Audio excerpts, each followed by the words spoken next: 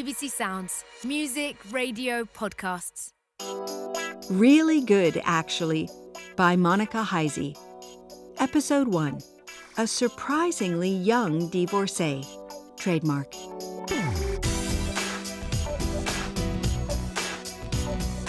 My marriage ended because I was cruel, or because I ate in bed, or because he liked electronic music and difficult films about men in nature, or because I did not, or because I was anxious and this made me controlling, or because red wine makes me critical, or because hunger, stress, and white wine make me critical too, or because we fell in love too young, and how could our actual lives compare to the idea we'd had of what our lives could be when we were barely 20? Or because we tried non-monogamy for 3 months in 2011 and it was just fine, not great. He'd moved out, taking the cat, for now, and a gaming system and 3 acoustic guitars. This morning after he left, I took a photo of myself, wanting to preserve the moment of this horrible loss and start a very creatively generative time.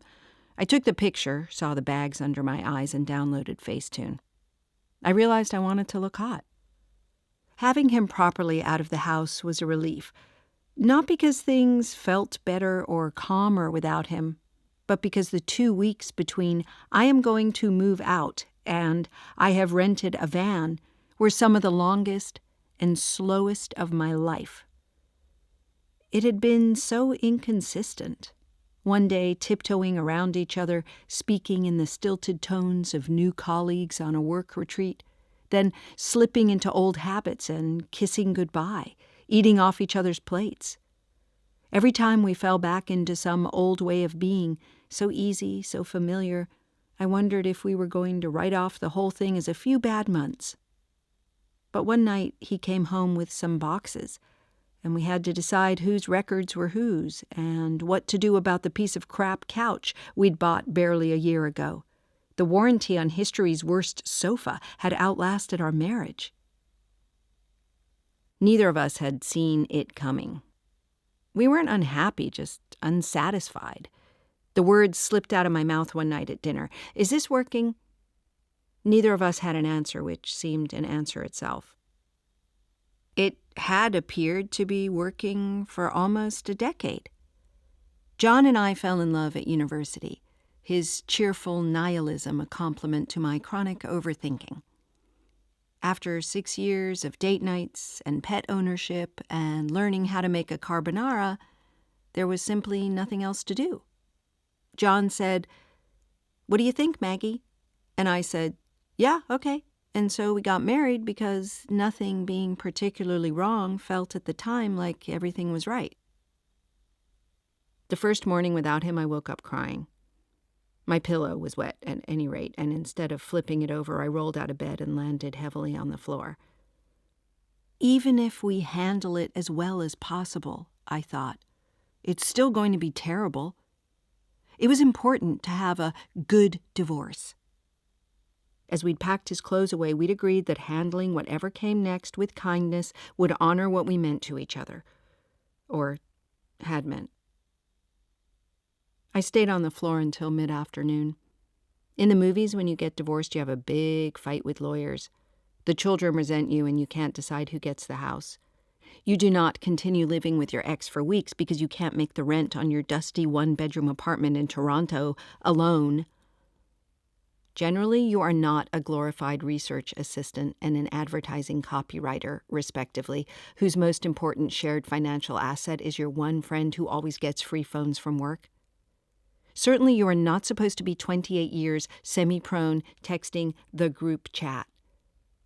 The group chat comprised 4 friends from university. Amira, an emotionally turbulent nurse I had met in residence halls. Clive, a large and elegant gay man who described himself as chaotic for doing normal things like paying for cabs in cash, and 2 Laurens, one who cried at everything, and another who maintained she had cried only once in her entire life. For simplicity's sake, we called the former emotional Lauren. I had not confessed that John had left. I couldn't envision it lasting, this time apart. Who would I complain to about the speed of the Wi-Fi? What would he do when he needed to remember his mom's birthday? By whom would I run every single decision I made every day of my life? I had also not told them because it felt unbelievably stupid. The relationship had been longer than the marriage. Much longer. But so what? To have that till death do you part day turn out to simply have been a very expensive Tinder photo shoot for your friends is not ideal. And you don't even get to use the photos for Tinder yourself. First, because you do not know how Tinder works, and second, because you are wearing a wedding dress in all of them. Instead of confessing, I entertained, telling stories about funny dogs I'd seen, or a recent medical appointment where I'd taunted my doctor with tales of my healthy, active lifestyle as she blinked confusedly and tapped the orange to red section of the BMI chart on her clipboard. "Don't get Maggie started on BMI," wrote Lauren. "We'll be here all night." Clive said BMI stood for Beautiful Man Index, which made sense because his was so high. Emotional Lauren said she'd heard a podcast that would change our lives. Amira sent a link to a video of a seagull shoplifting. I couldn't face their questions before I had the answers. Was I ready to be single again? Where would I live? What was I going to do about money? I had some money, sure, but John had lots of it. From his job, his family, his savvy financial habits. A few weeks before our wedding, I joked that I was running out of time to get him to sign that prenup. What if we split and he took me for everything I was worth? He told me I could keep my $80. That used to be a funny story. Days passed. I haunted the house like a reverse Havisham, wandering aimlessly from room to room in our silent, empty home. Half empty, anyway. Most of the stuff was his, though I'd encouraged him to take everything he'd purchased. He left some of it behind, so the place was technically functional even if everything felt wrong. A cutlery drawer without any big knives. A kitchen table you could not sit at. Every item in the house had significance. The toaster was a wedding present, so I ate bread at room temperature. The fridge door ephemera, receipts, grocery lists, notes about bananas and eggs was too painful to look at, so I took my coffee without milk. There were positive discoveries, too. I had disliked almost every decorative item my husband had brought into our home. Now there was space to display my little knickknacks, to light the candle John thought smelled weird, to play the 90s pop music he found boring and generic. But it did not feel better to burn a tobacco and juniper candle and listen to the Backstreet Boys than it had felt to be loved. Grim Googling, tips for divorce, marriage breakdown, young, first time alone how, had told me to prepare for sleeplessness. I'd also been led to believe that heartbreak spoiled the appetite. But meals were the only thing that broke up the long, slow hours of that first week. Not sleeping was less concerning. No one sleeps well anymore.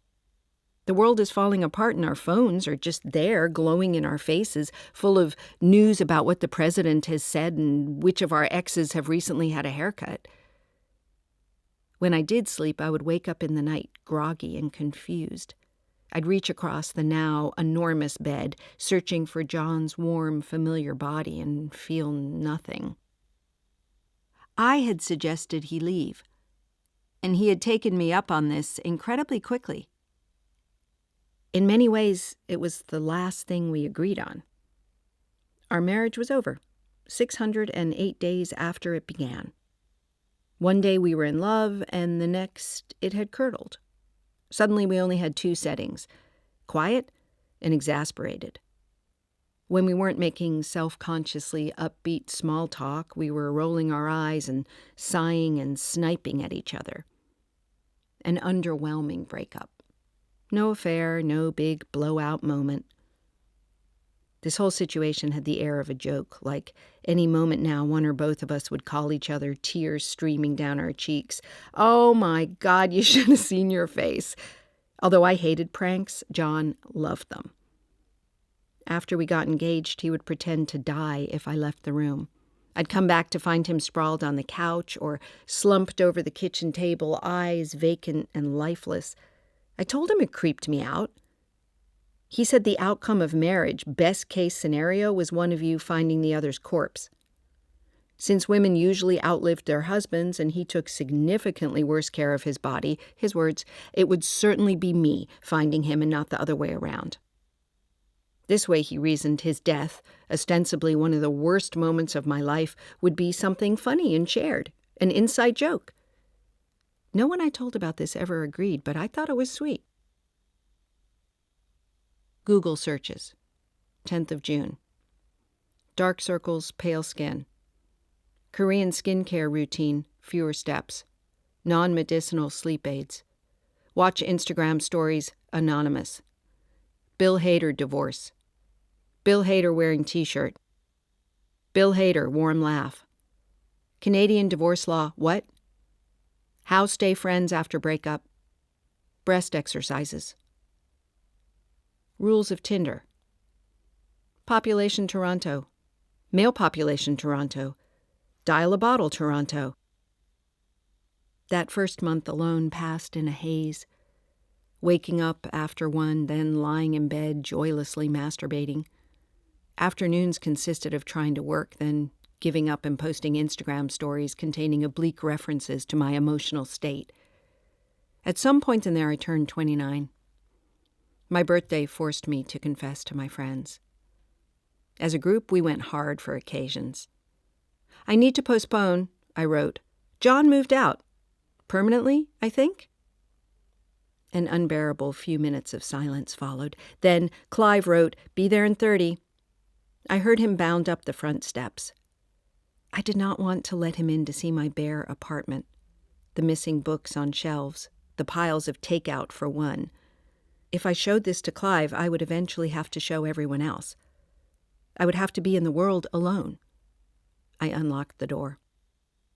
The happiest people on earth, statistically, are childless, unmarried women. You did it! He clasped both my hands like our Little League team had just won the big game. Clive and I had met in the university's drama society. The only things he took seriously were cooking, his job as a producer of structured reality television, and his 2011 New Year's resolution to become famous. His assistant texted, and Clive ran off. Amira arrived an hour later, distracting me with one of her classic workplace embroilments.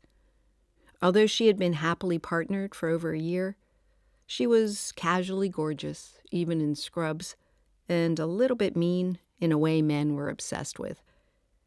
"How are your parents taking it?" she asked. My mother had offered to come to Toronto and take me back to Kingston, but I stayed where I was.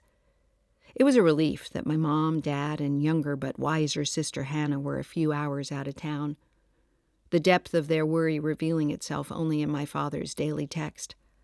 "Alive?" I needed time to adjust to my new life as an unlovable husk. Amira curled her long legs underneath herself. "Do you want my mom's therapist's number?" "I don't think I'm very therapy," I said. "I'm good. I downloaded this meditation app thing, and I'm going to do more running." "Text the Laurens," Amira said. "Don't sit around your apartment alone. It sucks in here without Janet." To avoid crying at the mention of my cat, I shouted, "Great idea!" and pulled out my phone. The Laurens were convening shortly at a bar that offered wine by the ounce. I did not feel particularly sociable, but did want to drink several thousand ounces of wine. Ugh! I could kill John. I'm so mad at him. It's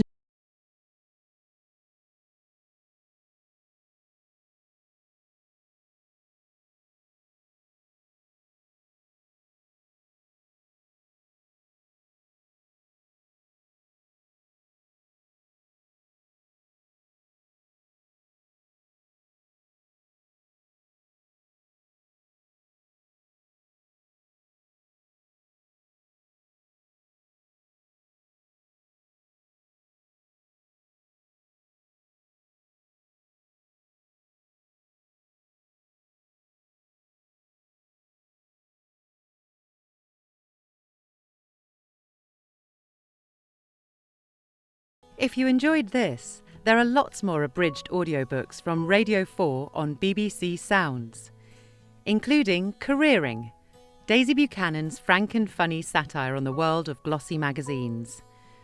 Millennial Imogen is very, very tired. After hustling for years as an unpaid intern, barmaid and online sex blogger, she's finally landed her dream job, and her first big piece goes viral. Oh my God! Ariana Grande has quote tweeted my threesome piece. Courageous, smart, relatable. Well, maybe I wish it was relatable. Sealed with a wink emoji, of course. And Emily Ratajkowski, this is the writing we need to read post #MeToo. My heart is pounding. My Twitter profile tells me that I now have 28.9 thousand followers and counting. But as Imogen unwittingly becomes the UK's most audacious young sex writer, even a dream job can turn into a nightmare. Another tweet that has been retweeted into oblivion just reads, slut, slut, slut, whore, salt, slut. Careering by Daisy Buchanan is read by Ellie White and me, Ruth Everett. To listen now, search on BBC Sounds.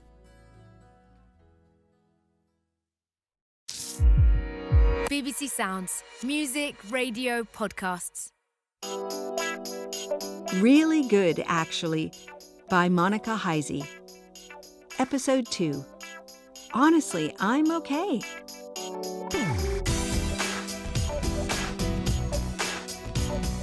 I was supposed to go to work, but could not bring myself to do it. Although I didn't teach in the summer, I normally worked a few days a month in the English department as a research assistant for Maris, the elderly and understanding early modernist who had supervised my master's thesis and occupied a place in my imagination somewhere between feared yet beloved aunt and powerful elder witch. I liked working for Maris. She was the most knowledgeable person I had ever met, and she never made other people feel stupid. I had not come in for the last 2 Wednesdays, texting her unconvincing excuses each time. This Wednesday, she called. "I think I'm getting a divorce," I told her. Ah. Breaking the news to Maris felt spectacularly silly. I was a 20-something going through a breakup. So what? Maris had been married twice, divorced once, and was now widowed, sharing a large duplex in the East End with 2 other professors in a highbrow Golden Girls situation. "Work from home for now," she said. "Come in again when you're ready." I told her that might be never. Maris laughed and tried to pass it off as a hiccup. "Take as long as you need," she said. "As long as you only need until September." Maris had not cared for John, based largely on her feeling that he'd lectured her about French-Canadian cinema for several hours at a department function a few years ago. When I asked John about this, he told me they'd spoken for under 15 minutes, during which he'd said almost nothing about film, except to mention he'd recently been to a showing of Xavier Dolan's Mommy. I suspect they were both being low-level, insufferable, and disliked seeing their own pretensions mirrored in the other. At our wedding, he had tried to ingratiate himself to her by quoting Sonnet 18, and she'd said, "Shakespeare! For weddings! You might be on to something." Like everyone I've ever loved, both of them were capable of being a bit much. After Maris and I had hung up, I returned to my usual activities, working, eating, and thinking up reasons to avoid taking a shower. Most days, I'd reward and or punish myself by looking at John's various social media profiles. He had scaled back our already minimal communication. In an effort to seem breezy, I'd also suggested we block each other on social media to facilitate our transition out of each other's lives. He had done so quickly, though neither of us had blocked the joint Instagram account we'd created for our cat. If I logged into @perfectjanet-goodgirl, there was John, not posting much on Maine, but certainly playing the piano and singing from some darkened basement in his stories. I'd poke around tagged photos and watch his friends' stories, looking for some painful evidence of joy in his new life as not my husband. It was objectively unhinged behavior, this cyber-stalking via pet account. But I was comforted that Janet occasionally watched my stories too, meaning John was doing the same thing. We had not yet decided who would get the cat. She was technically his, but Janet and I had lived together for as long as John and I had, and I loved her fiercely, even if her main hobbies were screaming and vomiting. The house was so quiet without her. It was weird not to have to check on top of the fridge when I entered the kitchen. Like many things about my old life, I missed her often. Along with Janet, John had taken the better items in our bar cart, to say nothing of the bar cart itself, so I'd make cocktails from Cointreau and lemon juice and soda water, eventually using regular water, eventually drinking straight Cointreau. Once the Cointreau kicked in, I'd be ravenous for whatever dinner I'd abandoned, and took to ordering something I called night burgers from the only place that my delivery app offered at 4 a.m., a generic chain pub serving history's most middling hamburger. A night burger always arrived cold, but I wanted it to look and taste how I felt, which was like nothing. It was my first time ever living alone. Growing up with my parents, sister, 2 dogs, and a series of doomed hamsters, our house was bustling. Then to the din of university residence halls, and after graduation, emotional Lauren and I moved into an enormous house in the West End of Toronto, crammed with artists and baristas and grad students. When John and I moved in together, it was the smallest number of people I'd ever lived with, and I loved it. I felt impossibly adult. I liked coming home to one person. My person. Still, there were a few benefits to my personal situation. I'd been given unlimited bail privileges. I bailed on my own birthday, family events, coffee dates with colleagues and friends. I attended only things I really wanted to. Almost nothing. The old me might have worried this would make people hate me. In the past, I worried about everything, all the time. Now my constant low-level anxiety was replaced by a feeling of dull invincibility I referred to as, ha, so what? When we were married, John rarely stayed out late. When he did, I would enjoy my evening until about 2, then lie awake staring at the ceiling, thinking about all the things that could go wrong. Our back door was rickety and unreliable. No matter how carefully I closed the bolts, fear would keep me awake. I didn't worry about that anymore. Maybe someone will break in and kill me, I'd think. Perfect. Sent, 28th of June, 1:12 a.m. Hi, John. I know we're supposed to be giving each other space. I'm only emailing because I spoke to Lauren's aunt's friend who is a divorce lawyer. To get a divorce, we need to prove we've been legally separated for a year, which means we can't file for one until next spring. I hope this email counts as an official declaration of our intention to divorce, a kind of start date for our year of separation. Weird, right? Life is so weird. I love you. I'm sorry, M. Sent from my iPhone. Sent, 28th of June, 1:16 a.m. Oh my God, I left the sent from my iPhone thing on the bottom. I promise I took the time to compose this email on my computer. I sent it from my phone because I was on the toilet looking at it in my drafts and thought, you have to send it right now or you never will. Sent from my iPhone. It was a blow to learn you couldn't just have a divorce. There was a waiting period, and many forms, and some business involving tax returns to wade through first.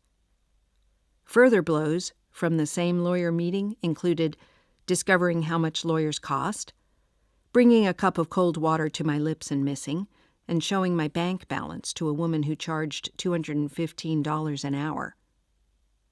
I spoke to Maris about taking on extra work. She promised to ask around, though demand for my specific set of skills was not through the roof. I missed the occasional copywriting work John used to wrangle for me, coming up with slogans for running shoes and frozen pizzas and offering a woman's perspective on fiber-packed weight loss cereals. I was operating at about 98.9% long, bad, lonely days.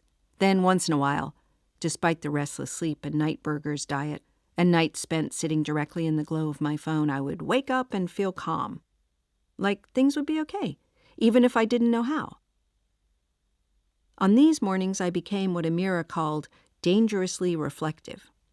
Stretching, putting lemon in hot water, going on tearful, meditative walks.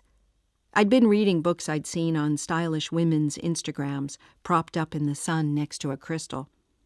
I would open a book, put a flower on it, then take a picture, and imagine changing everything about my personality and core friendship group to allow myself to post that image online.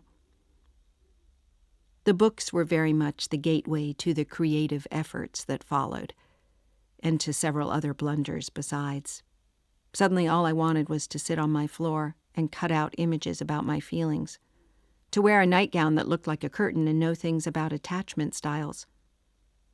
I invited the group chat over for a solstice celebration, with promises of some kind of moon ceremony. "Bring sage, please," I wrote. When they arrived, they found me pulling anything green from my spice drawer. We rolled some herbe de Provence in a paper towel and set it alight in a bowl on the kitchen table. "What does this ceremony involve?" said Lauren. I suggested we all think of something we wanted to let go of, then spit it into the bowl.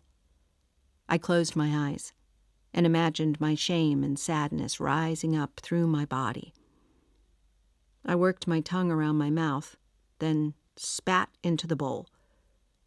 I opened my eyes to an unholy cocktail of singed rosemary, a smoldering paper towel, and the saliva of 5 adults. "Actually," I said, "I think maybe this is incredibly gross." We doused the fire and cleaned the bowl thoroughly, and emotional Lauren read everyone's tarot cards, while Clive assembled and then took pictures of an enormous pile of snacks. Lauren cracked a bottle of Lambrusco.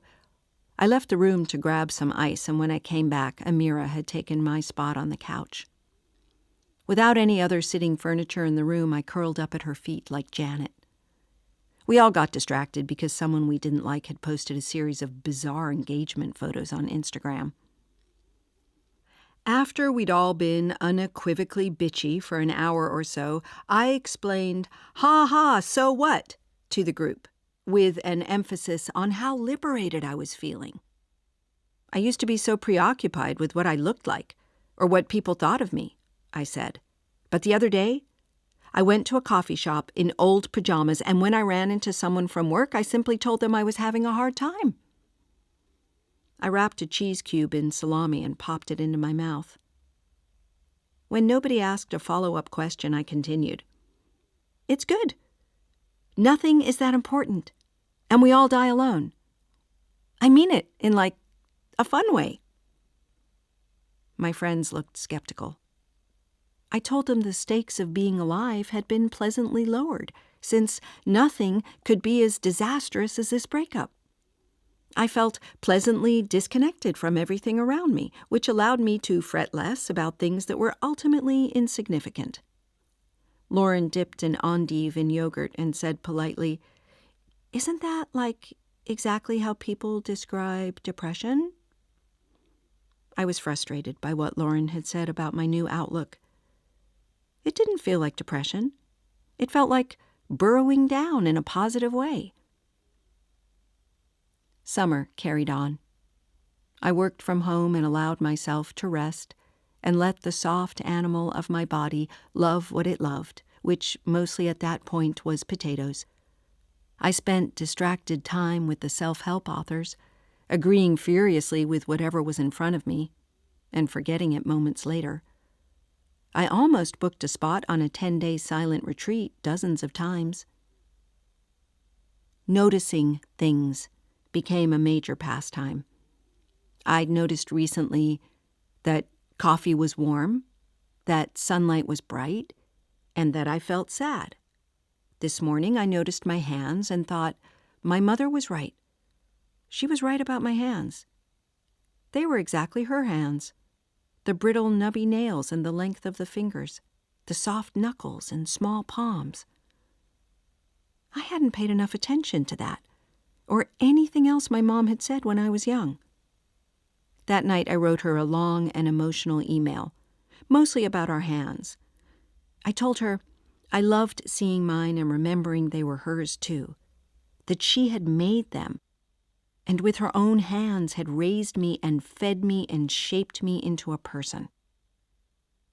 I pictured her finishing the email and thinking,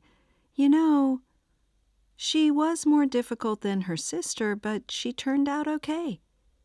I pictured her shedding a single tear. Maybe this was the hidden blessing of a breakup. Not, ha ha, so what, but an opening up. An ability to say the things that hadn't been said but should have been. I pressed send, feeling love and positivity seep out of my pores. I woke the next morning to a text from my sister. Mom says you're having some kind of breakdown.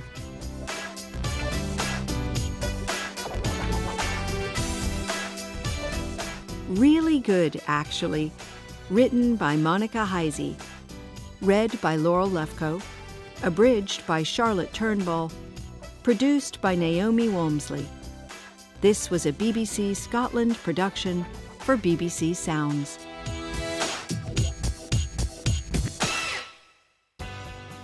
If you enjoyed listening to this, then you'll love Factory Girls by Michelle Gowan.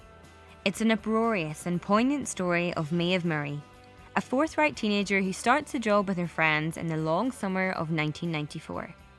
Undaunted by her pervy boss and thundering co-workers, all that stands between Maeve and the escape route out of her wee Northern Irish town is her exam results.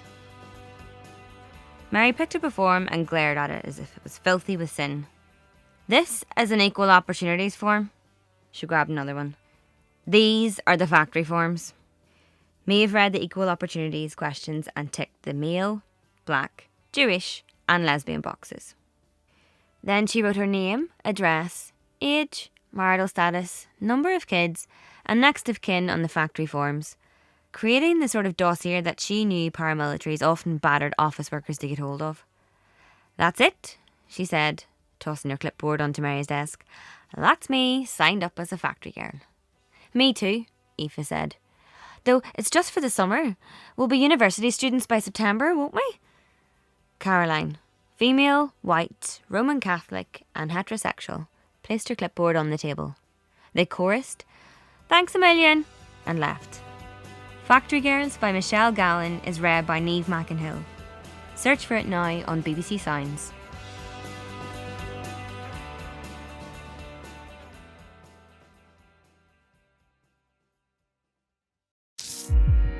BBC Sounds. Music, radio, podcasts. Really Good, Actually, by Monica Heisey. Episode 3, Don't Get Divorced in Toronto.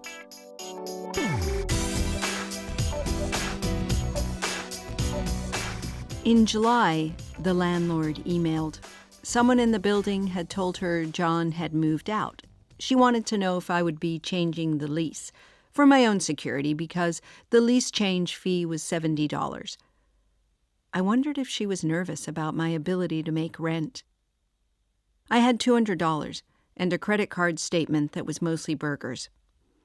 Instead of emailing her back, I went online to homeware shops and clothing stores and boutiques I'd seen on Instagram, filling cart after cart, drinking wine, and imagining the kind of life I'd lead if only I owned these items.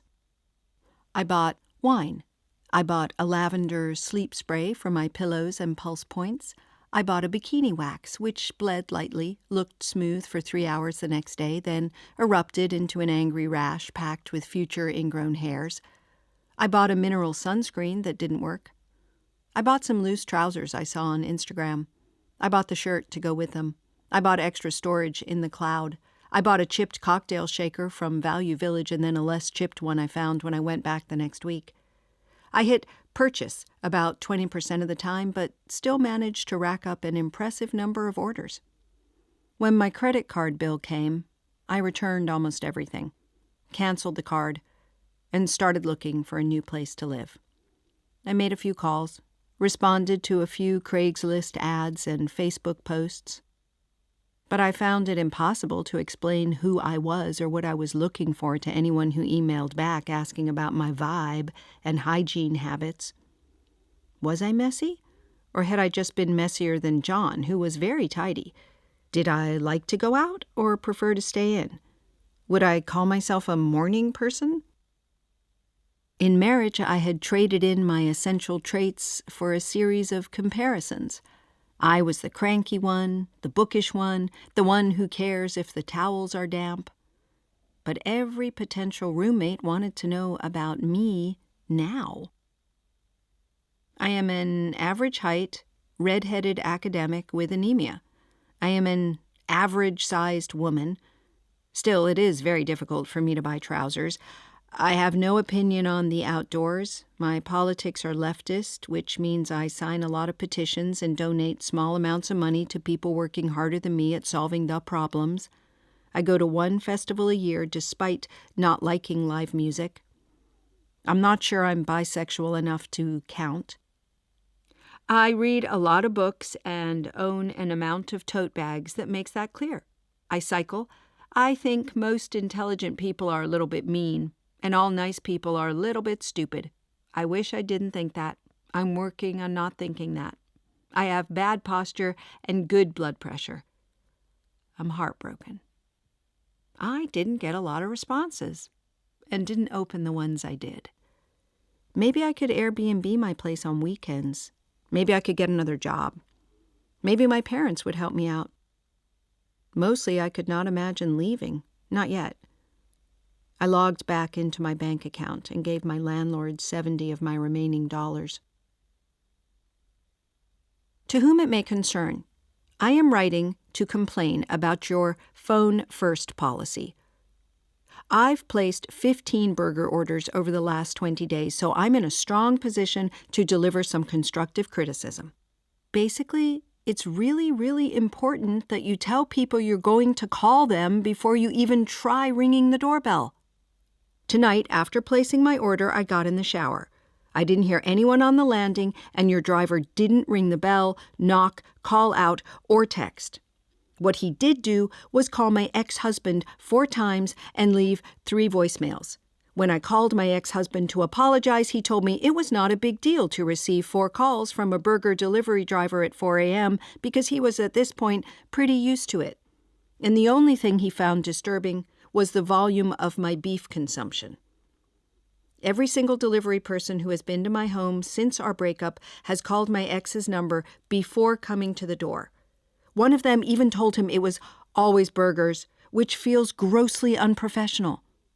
I ask that you amend the phone first policy, remove my husband's number from my user profile, and credit my account $15 in light of emotional damages. And to be clear, my dog is on a special diet where he can only eat ground beef, so that's what all the burgers are for. Maggie. P.S. The vet said my dog has to eat at very specific times of night, which is why the orders are also late. It's a bit inconvenient, but I am a very devoted dog parent. Toronto is too small a city to get divorced in. If you live in Toronto and your marriage is not working, stick it out or move away. At first I avoided John, or the potential of him, by staying inside. But lately I had ventured out, taking my heart in my hands each time. It was hard to know if I was seeing John everywhere because I missed him, or because every second man was an average-height white guy with a dark brown beard. The grocery store loomed largest in those early months, it being the most necessary to visit. Sometimes I would shower, primping in the mirror as if the mid-sized grocery chain were a new lover. Obviously, the idea of an actual new lover was out of the question. I was simply too old and disgusting. Other times I looked terrible, and that was fine. The 5-minute walk down my quiet street felt long and exposed. I walked with a bereaved shuffle, blinking at the sun and hoping not to run into anyone I knew. I always ran into someone I knew, each time doing grim mental equations regarding whether they knew and didn't care, knew and did care, didn't know and would like to, or didn't know and wouldn't care to find out. All options were bad. My first real run-in was with Gabby, an acquaintance who worked at an art gallery. I found her in the condiments aisle comparing jars of tahini. She looked up while I was trying to figure out how to escape, a shared flash of, God, I wish I hadn't made eye contact, passing between us before we both smiled. When I asked how it was going, she said, "Oh, terrible." I sighed in a way I hoped sounded empathetic, and for a moment I lived in the gentle delusion that I was a woman capable of not saying in one breath, without stopping, all of the following. "Oh, my husband and I are taking some time apart, and I do think it's for the best, but it's hard, harder than I expected, and I feel like a bit of a failure, and like the youngest person to ever get divorced. Who does that at 28, Like, most of my close friends aren't even married, and I'm racking up divorce bills and putting on makeup in case I run into the former love of my life in the cereal aisle." But honestly, it's the worst I've ever felt. I paused, waiting for Gabby to reply. She looked at me with pity, but something else too, saying briskly, "Right. Well, my dad's dying, so, everything sucks for everybody." As she turned away, I noticed how red her eyes were. Later, I sent Gabby a message on Facebook saying I was sorry I'd been so wrapped up in my non-tragedy tragedy, that things felt very large at the moment, even though I knew somewhere that they weren't. And she'd reminded me of that. And if I seemed out of sorts, it was just that City Market was John's and my classic spot to pick up the fancier bits we couldn't get at Freshco. And every time I went in there, I found myself thinking, in another world, would we still be here, considering impulse splurging on fresh tagliatelle? She didn't write back. I started ordering my groceries online. It was hardest to run into John's friends. They knew the best bits of what I was missing. Before we moved in together, John had a number of goofy roommates I'd loved, with whom it was easy to be the kid sister, the person playing Mario Kart with a generous handicap. The best of all these not-quite siblings had been Calvin, a friendly, unmotivated man with curly blonde hair and an easy smile. John and Calvin were always having fun in ways that I thought were stupid and was secretly desperate to be a part of. Hotboxing motorcycle helmets and shooting pellet guns at each other in armor made of stuff they'd found. In their 3rd year, we spent a lot of time lounging around their house, eating cereal and skipping morning classes. We had always been amused to meet whatever beautiful woman had come home with Calvin after his serving job at an upscale restaurant in the financial district. One summer, he time-shared 3 girlfriends who all knew about each other, dating them on rotating nights. All of this is, I guess, a long way to say that Calvin famously fucked, which somehow made it extra surprising to find him in the studio where I had begun attending a restorative yoga class since learning by happy accident that it was basically structured lying down. Calvin explained he was here because of a snowboarding injury and asked if I was surviving. His gentle tone made me feel caught out and embarrassed. I wondered what John had told him. Around the supportive bridge portion, I got the sense he was sneaking looks at me. I kept tucking unruly bits of back fat into the band of my compression leggings, trying to keep everything sleek. I made a big show of rolling up vertebrae by vertebrae. After class, Calvin stood in line with me while I got a green tea and walked with me home. I sat on my front steps and asked Calvin the question I'd been avoiding since the instant I saw him. "We haven't exactly gone into it, but, he's smoking more weed than usual, although I think he's been seeing I probably shouldn't get into it. It was nice to talk to him. It felt familiar. But the change in my circumstances also hung between us. Being alone, even single, felt for the first time intriguing. Calvin came inside. We drank the beers, sitting too close together on the couch and laughing about cottage weekends and house parties gone by, his sex life, robust, and mine, non-existent, doomed. Calvin said it would all work out eventually. He seemed to believe it, and I wondered aloud if maybe it would. Breaks could be healing. People separated and returned to each other. Calvin laughed. "Oh my God, that's not what I meant at all." He laughed harder. "Are you kidding? You guys are over." I realized as he said it that of course this was true, and at that moment he leaned in to kiss me. I let him for a few seconds, enjoying the novelty of this new mouth, its beer-inflected breath and bizarrely solid tongue. Having someone casually name what was happening without pity or reverence was a foreign feeling too. My marriage was over. That didn't have to be bad. It could even be funny. I stopped the kissing almost immediately. Sleeping with the man who had read Neruda at our wedding seemed like it would be very satisfying in a way that felt vulgar and dangerous, but it was certainly not the mature way of doing things. If I was going to move on, it couldn't be with Calvin. Calvin was so undaunted by the rejection, I felt like I'd imagined his attempt. We smoked and drank until late in the evening. We ordered a pizza and showed each other important YouTube videos. A clip from a documentary where a woman has sex with the Eiffel Tower, me, and an 11-minute supercut of Jason Derulo singing his own name, him. Sometime after midnight, I asked him to sleep over.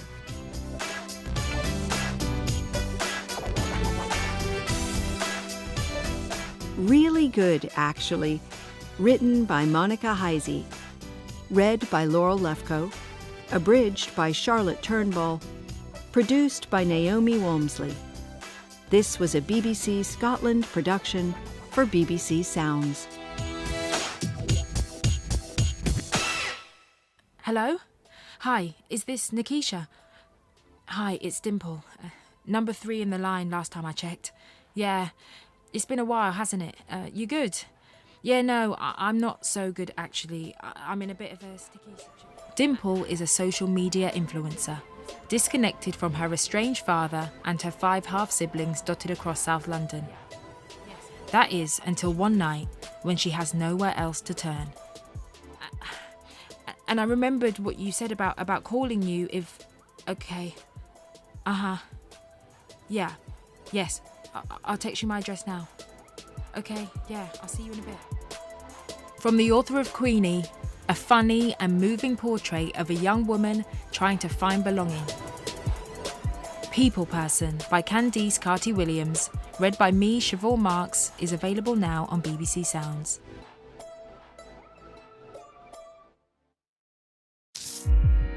BBC Sounds. Music, radio, podcasts.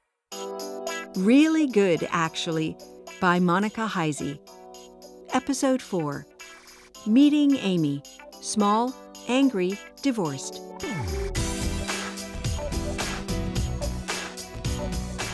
The kiss from Calvin bolstered my romantic self-esteem for a week or two, leading to a few late-night DMs to people I knew at university and one spectacularly misjudged smile at a pretty barista. But I flirted falteringly, without any clear direction. When my first few efforts went unrewarded, I gave up, assuming I would be alone forever. Amira set me up for a commiseration evening with a colleague of hers who had recently been involved in what she called a Category 5 divorce. People were generally keen to suggest I hang out with other people they knew who divorced before they'd gotten gray hair. Sometimes it felt supportive, and sometimes it felt like loading all the corpses on the same cart so the rest of the village didn't get the plague. My summer had been peppered with these arranged evenings, which always involved alcohol and usually involved crying, and each was odd in a different way. Being united only by one grim fact of your life left a lot of other points upon which two people could be incompatible. It was like constantly going for drinks with someone who had also lost an aunt, or whose roommate moved out unexpectedly, or who'd recently ripped a cherished pair of jeans. This woman's name was Amy. Amy had been with her husband for 4 years.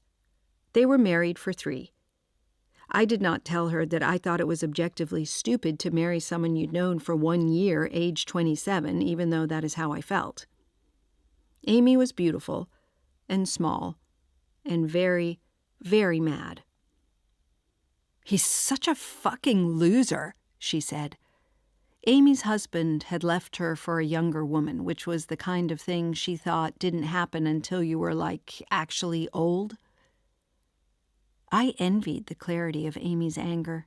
Deciding your ex was a villain seemed like an easier way to go through a breakup.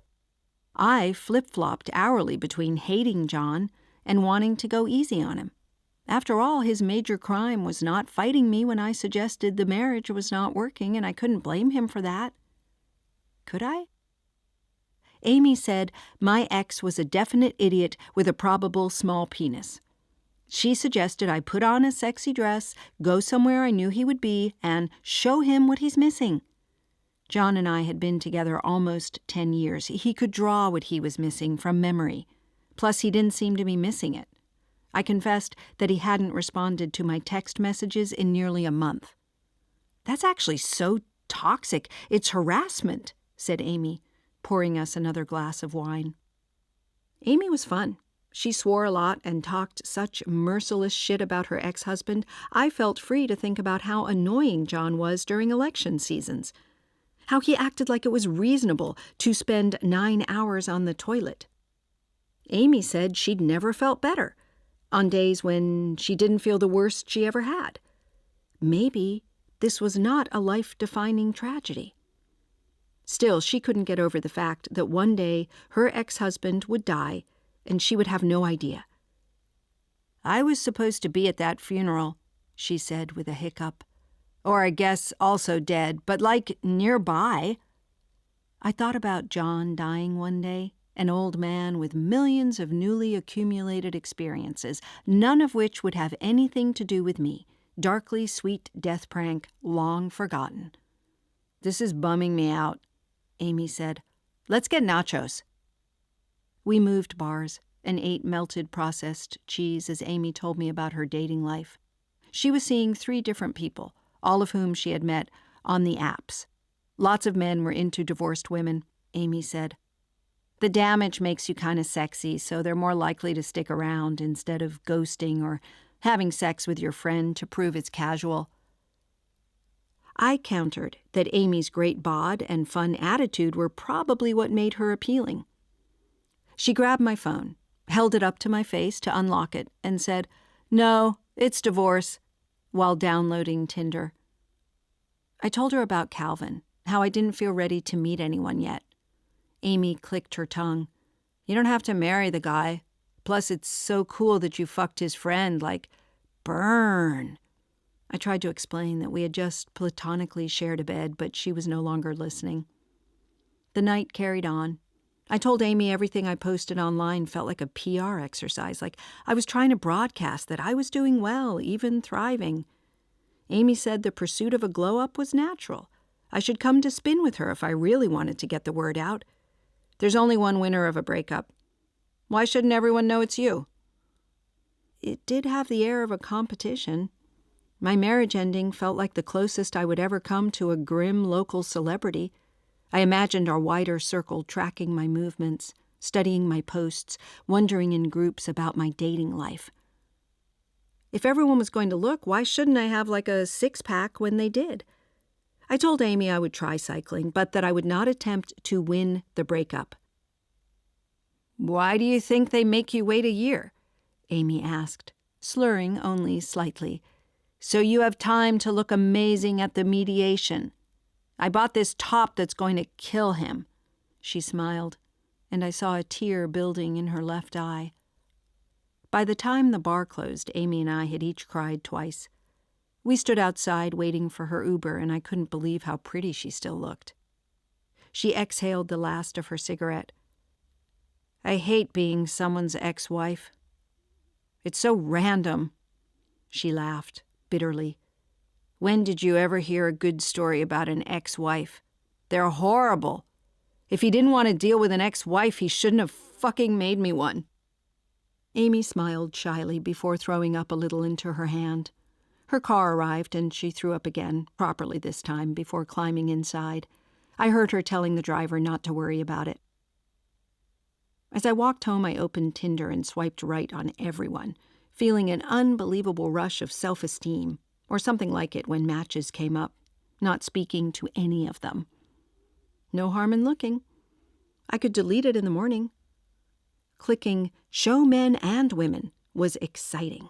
My bisexuality until now had been theoretical, based on one university hookup and a few drunken kisses. Though I'd always felt at least 35% gay, now if I told someone I liked women, I could back it up with supporting evidence. It was nice to feel my phone vibrate, to see the looping exclamatory cursive like a wedding invitation. It's a match! I swiped on tall women and short men, women with nose rings and men with tattoos, men in large anonymous groups or standing alone on top of mountains, gesturing vaguely to the outdoors like, get a load of this. Nobody was terribly appealing. I kept swiping for hours. The next day I had a hangover and 47 new matches. Selected correspondence. Tinder. 20th of August. What's up? How's your day going? Hi. Hey, beautiful. How's your day going? Lovely curvy figure. Hi. Haha. How's it going? So you work at a university. Nerdy but sexy. Ha-ha. Hey. Redhead's not really my type. Ha-ha. But maybe you can change my mind in person. Nice to meet you. How's your day? Want to be super upfront and say my girlfriend doesn't know I'm on here. Did you go to McDonald High School? Thought you were married. It's Danny. Ha-ha. Hi, Maggie. You seem like a pretty and fun person with a very interesting job. I'd like to get to know you better and buy you a drink or dinner. Just to be sure we are compatible, could you send pics of feet? All the best. I showed up to work in person for the first time in late August. Maris must have told everyone why I'd been gone because it was soft eyes all around. The arm patting and head tilting wore on me. It was unbelievable how normal it all felt until I went home and no one was there. Or something funny would happen and I'd go to text John and remember we didn't do that anymore. Sometimes I texted anyway. John had not answered a single text, call, or email since the night burgers incident, when he had been half asleep and confused about who I was and why I was calling.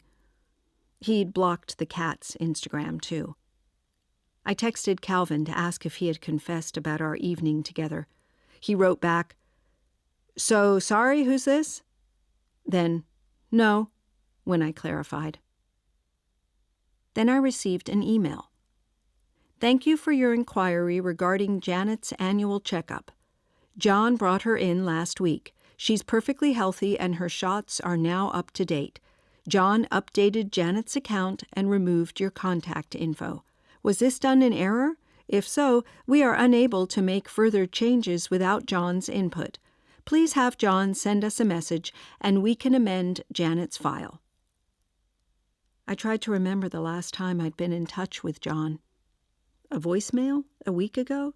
Because our favorite coffee shop was turning into a Starbucks? Text messages the week before that said, "I don't know what happened to us."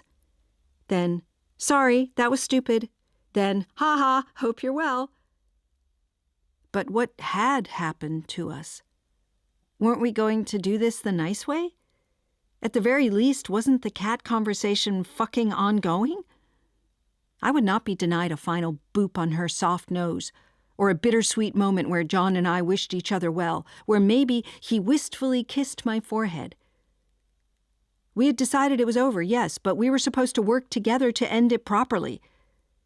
Maris came in. "He took the cat," I said. Maris patted my back, an uncharacteristically maternal gesture. I let out a loud, unexpected wail and crumpled in half, a little pile of woman where a competent human had been. Maris seemed to be expecting this, pulling my head to her shoulder with one hand and closing my office door with the other. It all spilled out. At work. To my boss. John's refusal to return my calls. My relief that he was leaving, and immediate regret when he did. The Cointreau, and burgers, and reckless credit card activity. The hours on Instagram, and the impossible rent. The fact my parents were hours away, that my friends were already finding me a bit much, that my lawyer seemed unconcerned about the biggest decision in my young life, that I was writing poems again. One day, Maris said, "You will wake up and feel good. It won't last long, but then you'll have another day where you barely remember this abjection and another until that's just your life. But for now, it will be hard. This is the part that's hard." After Maris left, I gathered my things and stepped into the oppressive haze of another too-warm day. I walked along, serene enough to get through 5 minutes of a 15-minute mindful walking meditation. Listening to it was awful, but clicking on it felt transformative. Maris's advice had been thoughtful and mature. How lucky, I thought, to have such a generous model on which to base my thinking. How sad that her words meant nothing to me, that I was filled instead with a rage that would not be sated until I had won this divorce and reduced the man who hurt me to rubble, razed his cities to the ground, and salted the earth so nothing would ever grow there. Rather than mindfully noticing the leaves on the trees, I meditated.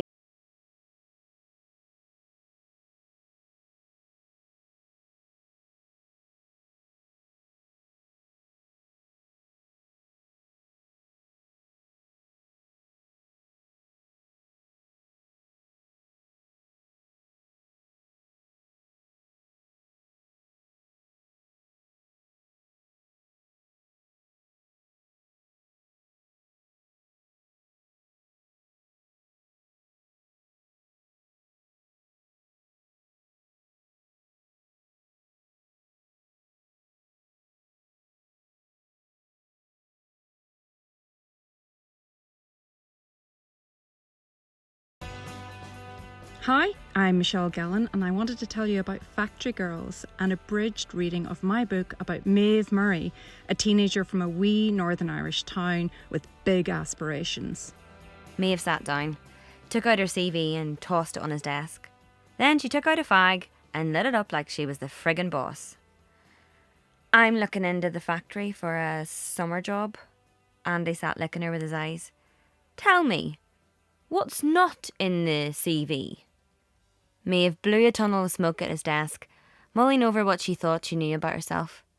She dreamed in secret of writing for a fancy magazine in a swanky office in London. "When my A-level results come out in August, I'm getting the frig out of this place." You're very sure of yourself, aren't you? Maeve realised there and then that Andy Strawbridge wasn't great at reading women.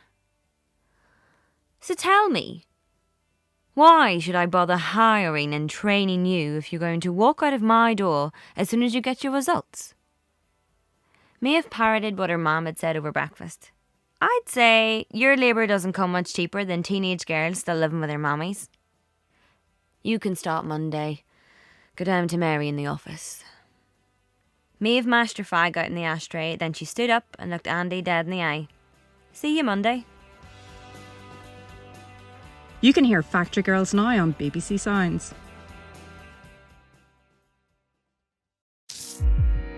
BBC Sounds. Music, radio, podcasts. Really good, actually. by Monica Heisey. Episode 5, Back into the Dating Pool.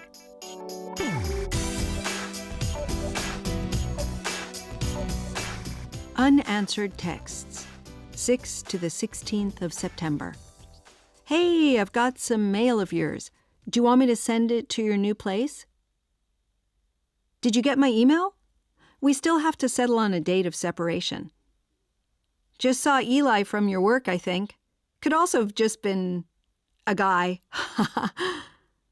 Sorry to bug, but I really think we need to discuss next steps. How is Janet doing? Hope you're both well. It's your sister's birthday today, FYI. Thought I'd check in about your mail and the cat and the separation date, blah, blah. Let me know when you get a sec. Hope you're well. Hey, did you scrub your Instagram? I accidentally saw it when I was logging out of Janet's account and saw you deleted everything. Please, John, I really don't want to send one of those long, deranged block of text messages. I don't want us to be one of those couples who has to hate each other to split up properly. I can't believe I'm saying this, but look at Gwyneth Paltrow.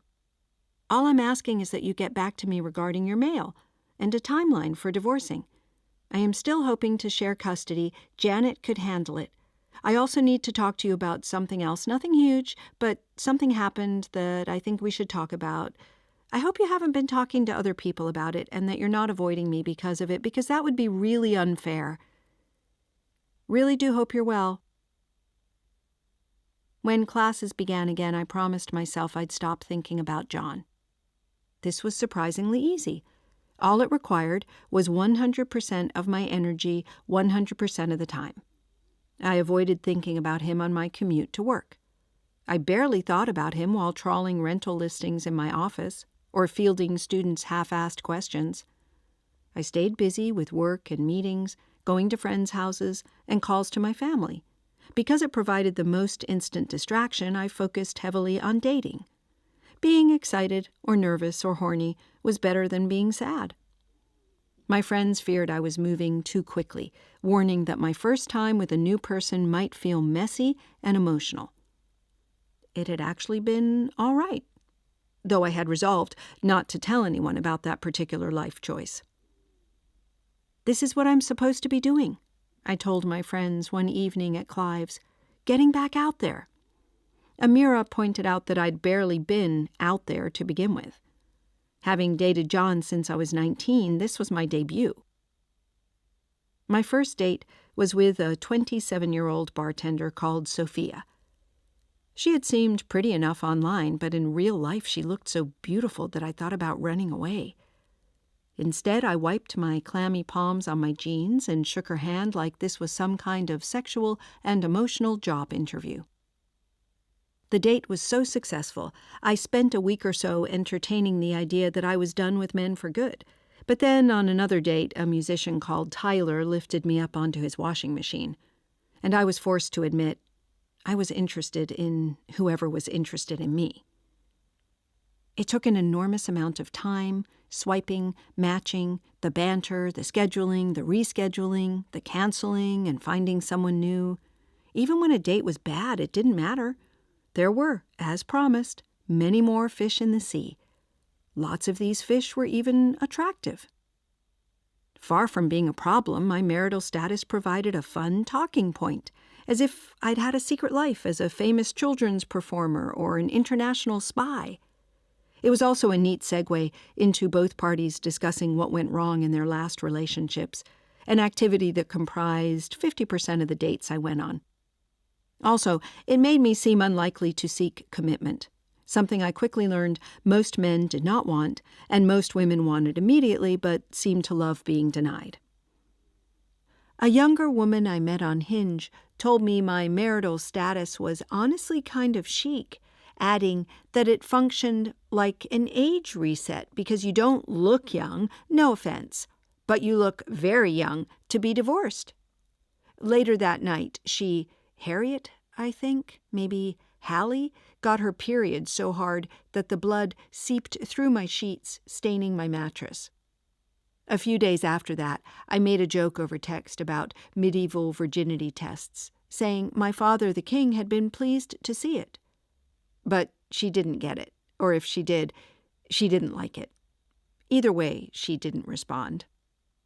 Clive told me Gen Z rarely wasted time breaking things off in full.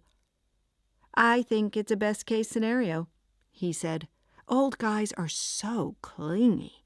With young people, they like you, or you never hear from them again. In my first month on the apps, I went on 6 first dates, 3 second dates, and 1 third date. I didn't see anyone a 4th time. It was nice to be busy, to have reasons to shower. My phone was a hub of sexual affirmation and potential romantic connection. Being on it for hours just made sense. Just as I was tiring of the app-based dating cycle, meet, 2 dates, sex, delay 3rd date, reschedule, cancel, and finally ghost, I noticed people I'd wanted to sleep with at university.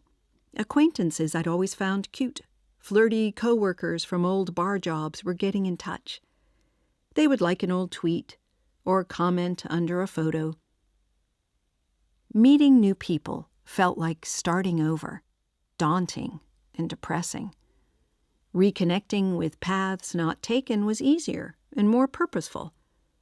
These were the people my relationship had been holding me back from being with. Being with John had been the mistake, not losing him or letting him go. That loving and supporting someone for many years was not the same as eating pizza with them for 2 hours did not register. I was lovable, actually. I was fine.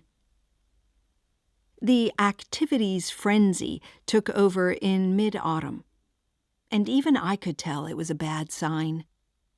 No adult starts a hobby from a good place, Lauren said, after I suggested we sign up for Krav Maga.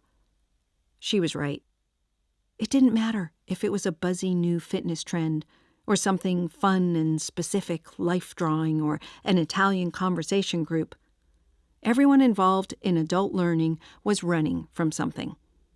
I'd learned this firsthand from reading WikiHow's advice for managing a divorce during a particularly pathetic dark night of the soul.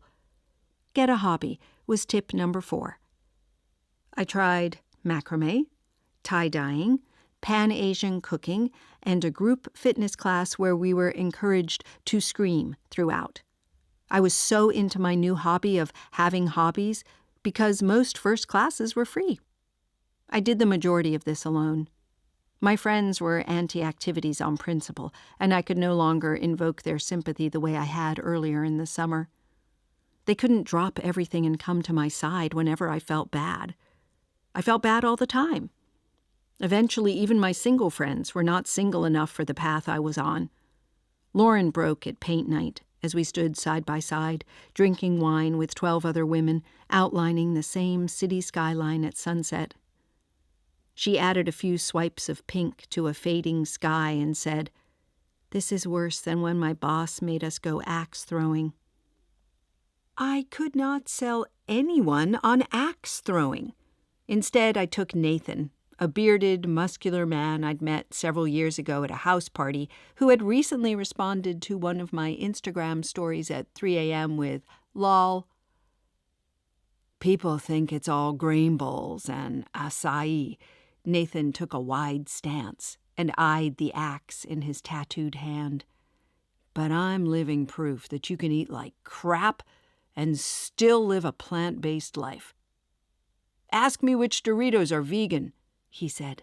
"It's more than you'd think."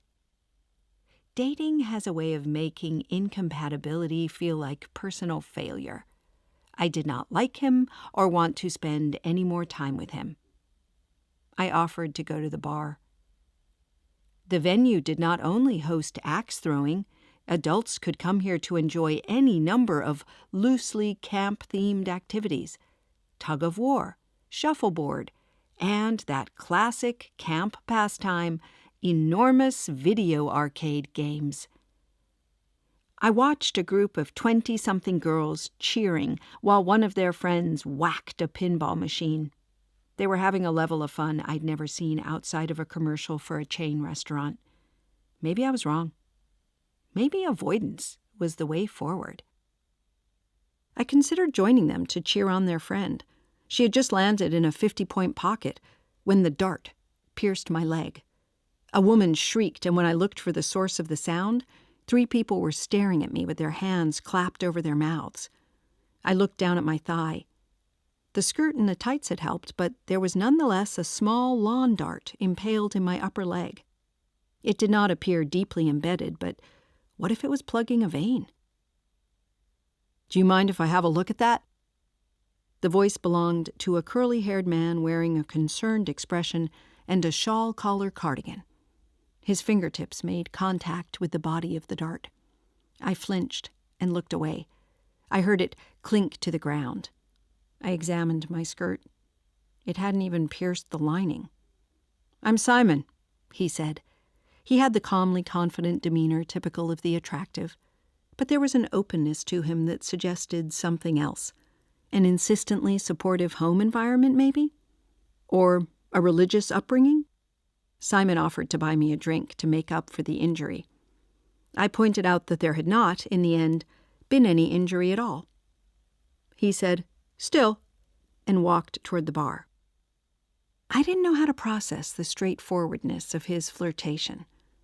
It was my understanding that romantic, or at least casually sexual, intent was communicated with tongue-in-cheek digs about the other person, maybe some social media interaction conducted at a conspicuous hour.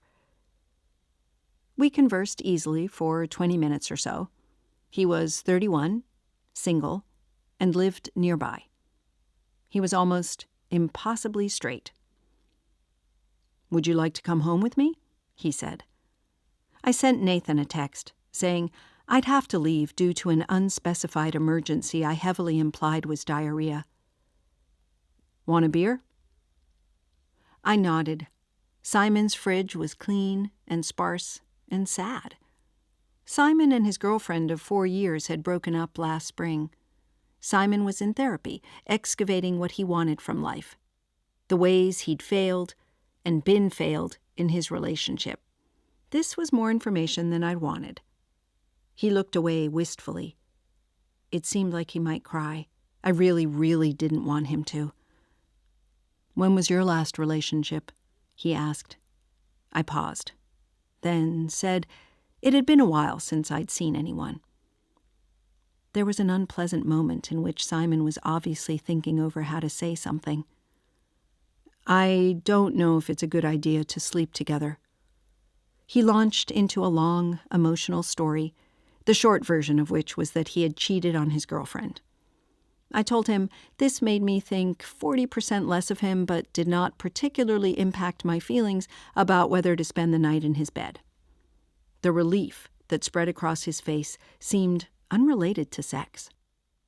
I considered telling him about my breakup, but decided it was not enormously relevant and might, even in this instance, be bragging. After all, John and I had done the noble thing and slowly fallen out of love over time.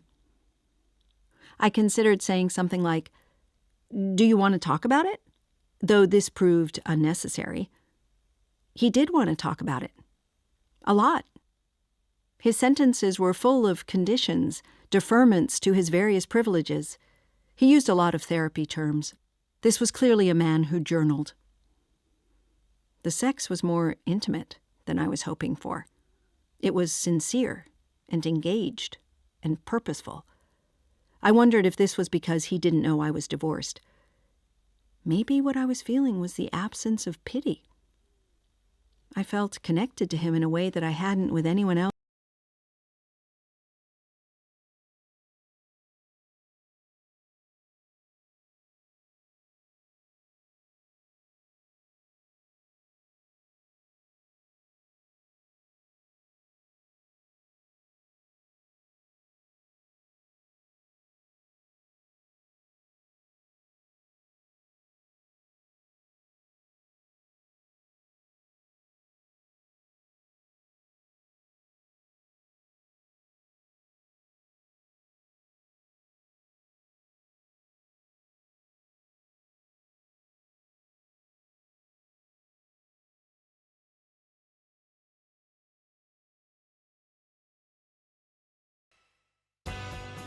If you enjoyed listening to this, then you'll love Factory Girls by Michelle Gallen. It's an uproarious and poignant story of Maeve Murray, a forthright teenager who starts a job with her friends in the long summer of 1994. Undaunted by her pervy boss and thundering co-workers, all that stands between Maeve and the escape route out of her wee Northern Irish town is her exam results. Mary picked up a form and glared at it as if it was filthy with sin. This is an equal opportunities form. She grabbed another one. These are the factory forms. Maeve read the equal opportunities questions and ticked the male, black, Jewish and lesbian boxes. Then she wrote her name, address, age, marital status, number of kids and next of kin on the factory forms, creating the sort of dossier that she knew paramilitaries often battered office workers to get hold of. "That's it," she said, tossing her clipboard onto Mary's desk. "That's me, signed up as a factory girl." "Me too," Aoife said. "Though it's just for the summer. We'll be university students by September, won't we?"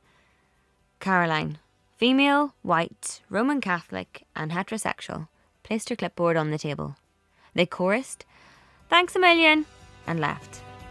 Factory Girls by Michelle Gallen is read by Niamh McInhill. Search for it now on BBC Sounds.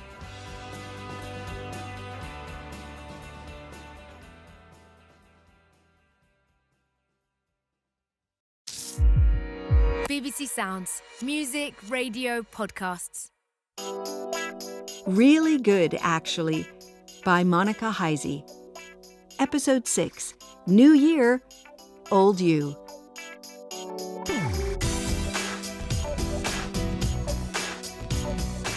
Three days later, Simon texted me. I spent a few days trying to think of something clever to say back, but couldn't come up with anything, so I left it. Maris, presumably sick of hearing me complain about the Toronto rental market, offered me the basement in her house. I was not interested in occupying the basement of a retirement community, but dating was almost as expensive as divorce. I asked Maris if she worried that having me as a lodger would affect our professional relationship. She rolled her eyes and told me to email her about a move-in date.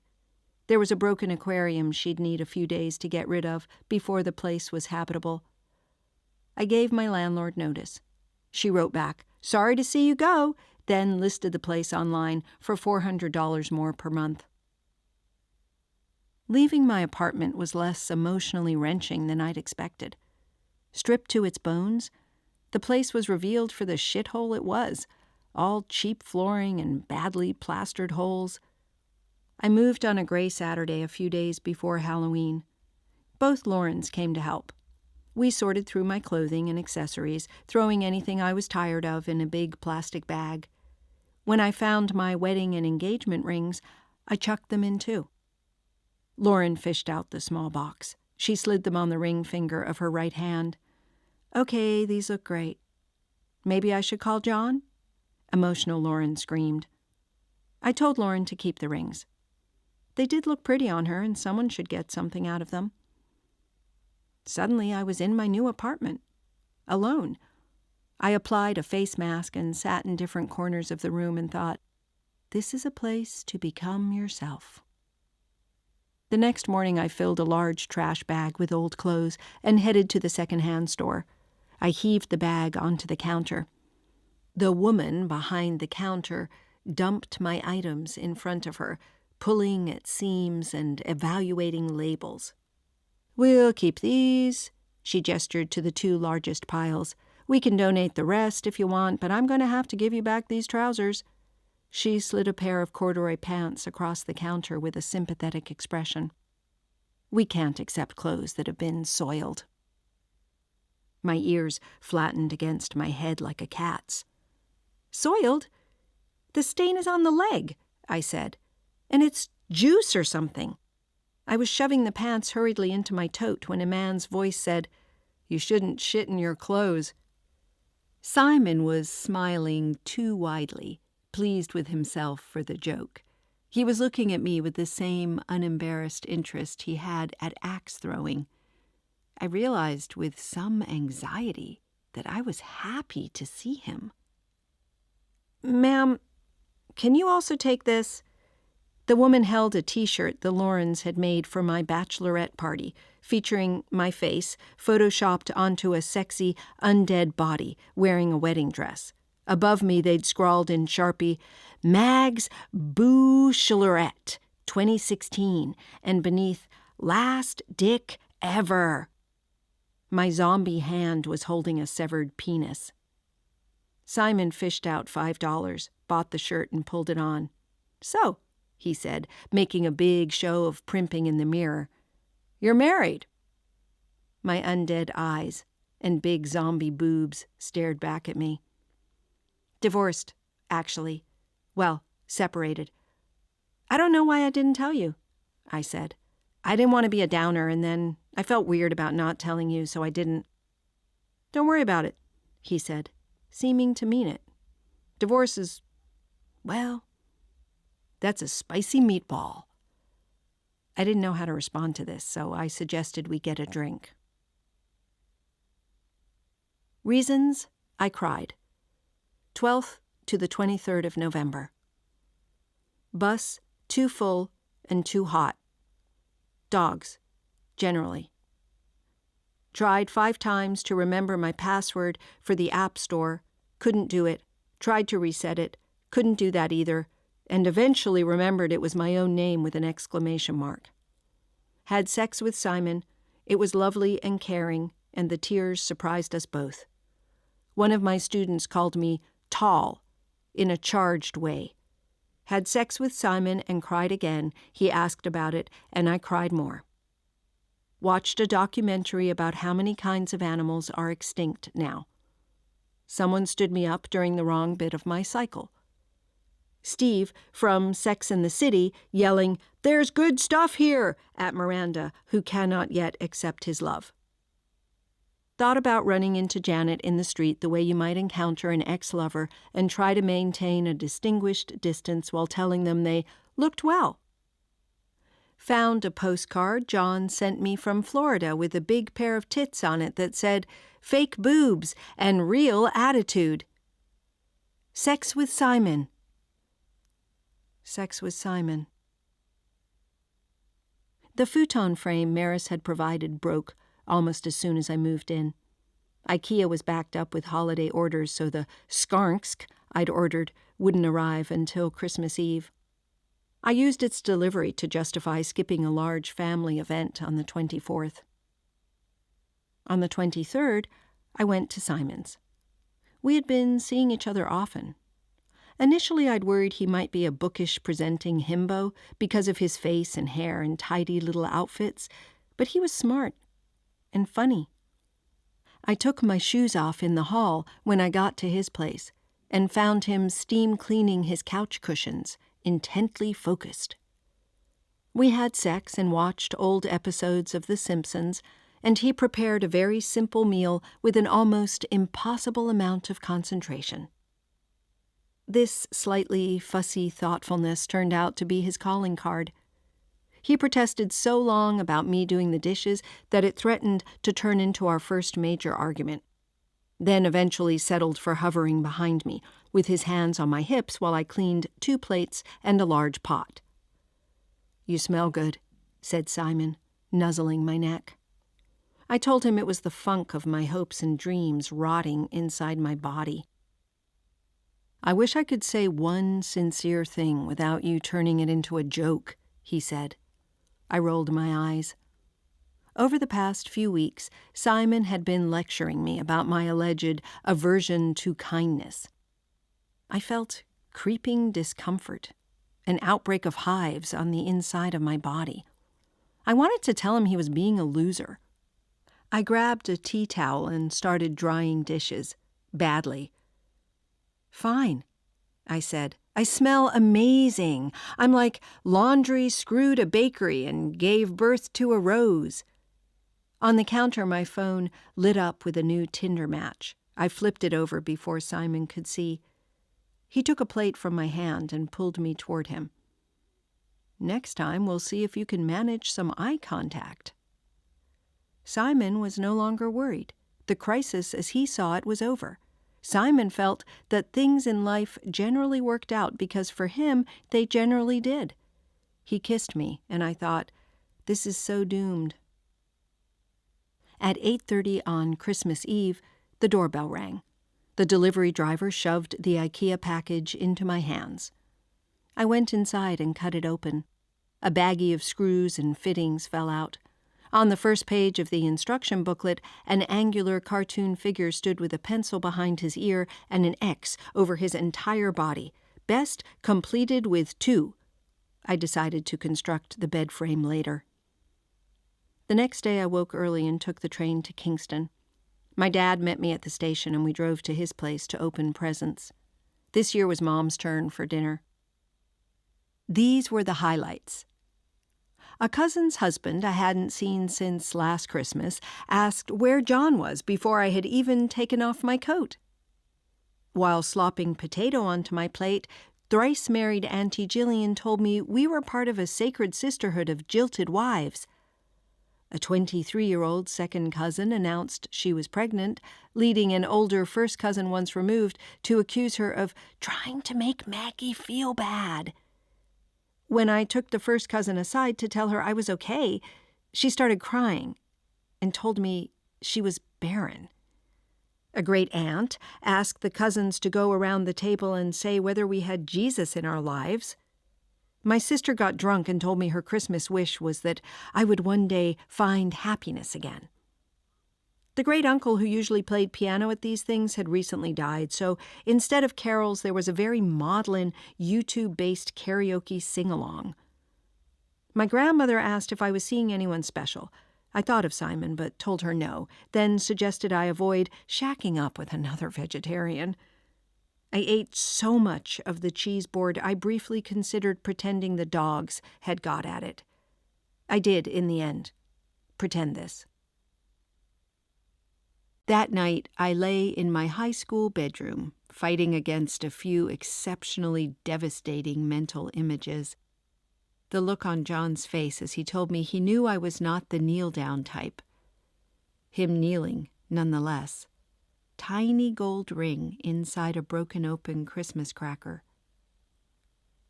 At midnight, Simon texted, "Merry Christmas. Hope you're having a better night than this guy," attaching a picture of one of his young cousins covered in gravy and crying hard. I could not muster anything better than a ha-ha, yeah. The next day I took the train back to Toronto, crawled into bed, and stayed there for days. On December 28th, I texted Simon, "Why do you like me?" He wrote back the next day, "You're beautiful, and you make me laugh." I texted, "Fuck off," adding, "Men don't care if women are funny. I think they actively dislike it." "Okay," he wrote, "You're beautiful and I find you dull, which is exciting because it does not threaten me." 3 hours later, he texted, "I was kidding." I tapped a little thumbs up and went back to bed. Suddenly, and against my will, it was December 31st. I woke up and thought, no. I texted the group chat that I wasn't up for a big New Year's thing. Simon texted to say he would be spending the countdown with friends. He was, however, available after midnight to start the new year with a bang, sex. I told him that sounded lovely, but I was doing my own thing and offered to meet him for brunch the next day. So, a solo New Year's Eve, my first ever. I was not even going to get drunk tonight. I was going to exfoliate and set intentions. I didn't want to be surrounded by people excitedly flirting in sparkly outfits, all sharing sloppy midnight smooches. I didn't want to have to tell anyone that my New Year's resolutions were to cry less, figure out if I liked being outdoors, and experiment with breakfast salads. I changed into my pajamas. I put my phone in a bowl with a plate on top of it like I was trapping a spider. I filled the tub with Epsom salts, essential oils, put on a playlist called Relaxing Piano, and ate a clementine, naked. I looked at my body in the mirror and thought, you know what? Fine. I lay in the tub for what felt like hours, semi-successfully clearing my mind. I moisturized myself into oblivion and wandered around the apartment, waiting for my body to dry, for a sense of peace and personal empowerment to wash over me. Maris came downstairs and invited me to spend the countdown with her and the ladies upstairs. I declined. The plan was to go it alone. "How alone can you be with all those sordid direct mails?" she said. When she opened the door, I heard Betty telling Inessa that her New Year's resolution was to smoke more. Why not? As the night grew later, texts rolled in, wishing me a happy New Year and subtly or not subtly probing about my whereabouts. It was 1:30. Any party prospects had long since been claimed. At 2:30, received these from Amy. "You up? At party near your house. Come!"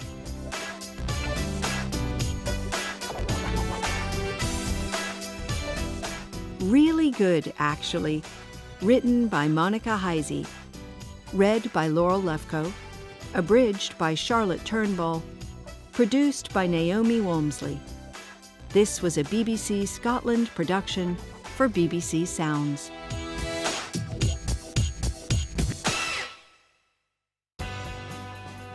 Hi, I'm Michelle Gallen, and I wanted to tell you about Factory Girls, an abridged reading of my book about Maeve Murray, a teenager from a wee Northern Irish town with big aspirations.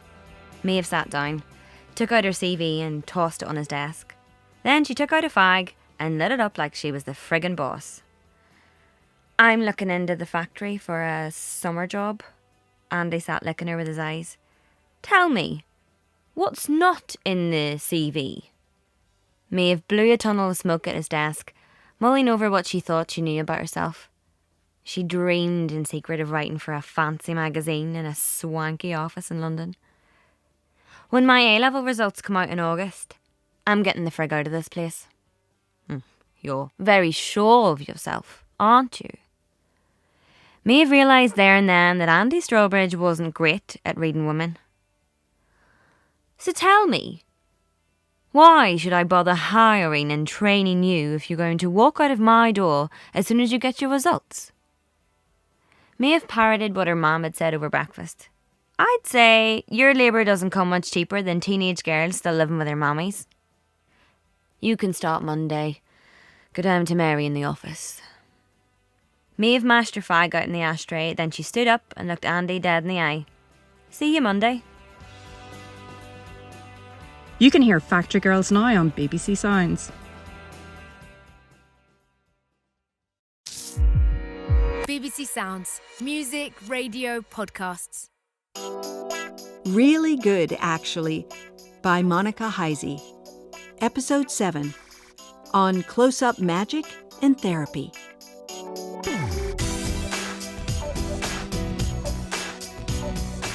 Something changed after the holidays. The snow and the salt stains and the sweating on the subway of it all loses its festive tinge every January, and the emancipatory effect I'd been hoping for from a clean slate had not arrived. I left Amy's party shortly after arriving, to go home with an ostensibly straight friend of Amy's called Tamara, who told me she never did this. I got the impression she never did this a lot. The next morning I met Amy at a nearby Greasy Spoon. Amy's New Year resolutions were to commit to the 30-day shred program, set up monthly donations to some good causes, and smile more. I told Amy I wanted to burrow. "That's okay," she said. "It takes as long as it takes." I told her that her skin shouldn't look so glowy on a hangover, and she explained how to rub frozen spoons over your face until it depuffed back to normal, like you hadn't pumped yourself full of poison the night before. I was thinking about how wise she was, how much she had life figured out, when she gave me a book of poems by a man from the internet who was always telling women to wear their wounds like wings. "You'll love this," she said, completely sure. "I'm obsessed with the one about skinny dipping in your own power." She walked me to a different diner where I was meeting Simon for breakfast. Simon did not look hungover either. He thought I had stayed home to be alone last night. I wondered if Simon had gone home with someone too. "Everything okay?" Simon asked. "Just the old New Year's blues." It suddenly felt ridiculous to be at breakfast, opening packets of jam with some other different man, as if this time it would work out. When the bill arrived, he seemed to understand I wouldn't be coming back to his place, kissed me on the cheek and promised to text me that evening. My friends were disappointed by my flakiness. I tried to fake a sudden devotion to work. Pretending I was doing dry January kept them off my back. The early grief days of meditation and self-improvement efforts were over. I walked everywhere with sunglasses and a pair of big wireless headphones on, though they played no music. I was awful to hang out with. All I wanted to do was monologue about love and tragedy. The only person I saw regularly was Simon because he loved to talk about his breakup too, and we could go on and on about where it had all gone wrong. One overcast February afternoon, after too many Instagram stories of everyone hanging out without me, I texted my friends that I missed them, and would they please join me at a trivia night we sometimes went to. When I got to the table, the group chat was fully assembled. I hugged them all and told them that Amy would be joining us. Amy cheerily introduced herself, shaking hands with Clive, Amira, and Lauren, and reaching awkwardly across the table to meet emotional Lauren's outstretched arms. Next to us, a team registered loudly as Les Quizerables, then looked around to see if anyone was jealous. I asked what I'd missed during the early weeks of the year. My friends gave me the headlines as I tried to think of something to share, something new that had happened to me. The other day, Simon took out this deck of cards, and it dawned on me, this man is going to do a magic trick. The twist is that the trick was really impressive, I said. Against all odds. It made him even more attractive. Wild, right? Clive raised his eyebrows and ate a French fry. "Sounds like you're getting serious," said emotional Lauren. I assured her we were taking it slow. We had slept apart once already this week. "It's Friday," said Amira. "Well, better to get all this Simon talk out of the way before he gets here." "I'm sorry, what?" Lauren was not smiling. Emotional Lauren stared into her drink. Amira did a faint, furious laugh. Clive breathed in. "You can't parachute out of your marriage and into another relationship." "The thing is, I think maybe I can," I said cheerily. "I'm actually meeting up with John soon to finalize everything, so it's like pretty much totally over." I said I'd made an appointment with a therapist and sent him a link. We were going to a post-breakup counseling session at which we would say our goodbyes and wish each other well. Emotional Lauren cleared her throat. "And has he said he wants to do this?" "Basically," I said. "When he was moving out, he suggested we see a breakup counselor together. I thought it sounded stupid, but now that I've had time to think about it, I want to be a good partner. Partner, whatever, especially since I'm moving on and stuff." Simon arrived, moments later, to a fully silent table. Amira leaned forward. "I hear you do magic." "And this is the man you're bringing to Emily's wedding?" Emotional Lauren feigned shock. "Emily and Patrick?" Amy chirped. "No way! I'm going to that. The groom and I went to the same uni." "I'm mostly going to show off my fancy new man." I patted Simon's thigh. "You could be a war criminal, and I'd still take you to this wedding." I looked at Simon and could not read his expression. Amira avoided my eye contact. Lauren and Clive were texting, and emotional Lauren was gazing intently into the middle distance with a strand of hair in her mouth.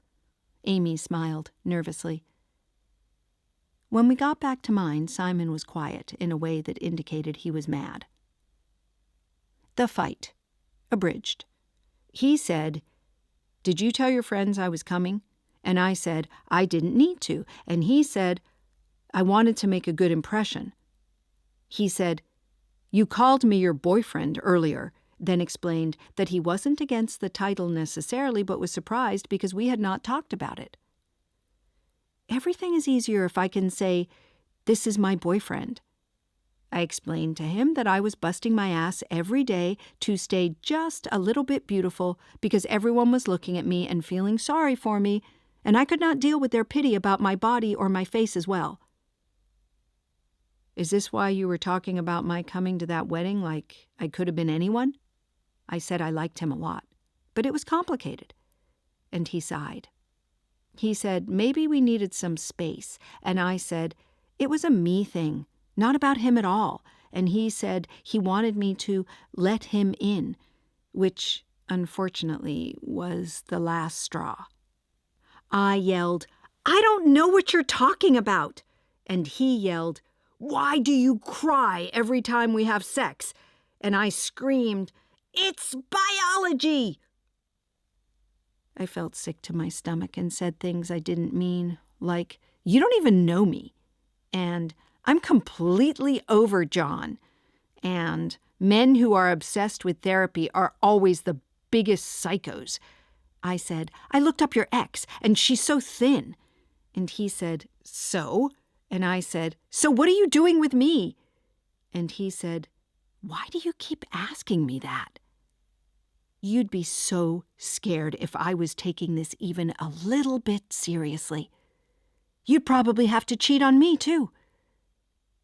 After a very long and very awful silence, he said, "This is not an emotionally hygienic conversation."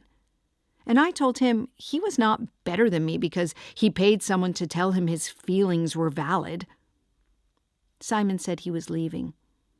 I sat on the edge of my bed, and my chest hurt, and my head throbbed.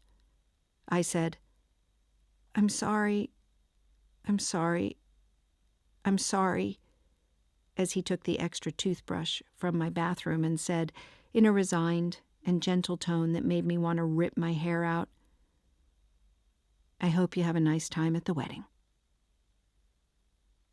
Simon was silent for 4 days, then sent a long text saying that although he cared about me and had enjoyed our time together, he did not think he was ready to be seriously involved with someone new, and he hoped I understood. I wrote back, "Okay." He wrote that he also hoped that we could be friends. I wrote back, "Lol." It was the least fun way I had ever been proven right. Google searches. 16th of February. Normal coverage bathing suit. Test for narcissism. Psychopath assessment. Which friend are you quiz. What's wrong with Ross? Why does everyone's hair on TV look like that? Loose waves tutorial. Divorce poems. Divorce books. Divorce movies. Kimchi loaded nachos. Cultural appropriation. Problematic foods. Therapist rating site. Yeast infection or ovulating? Can a vagina be depressed? The therapist's name was Helen.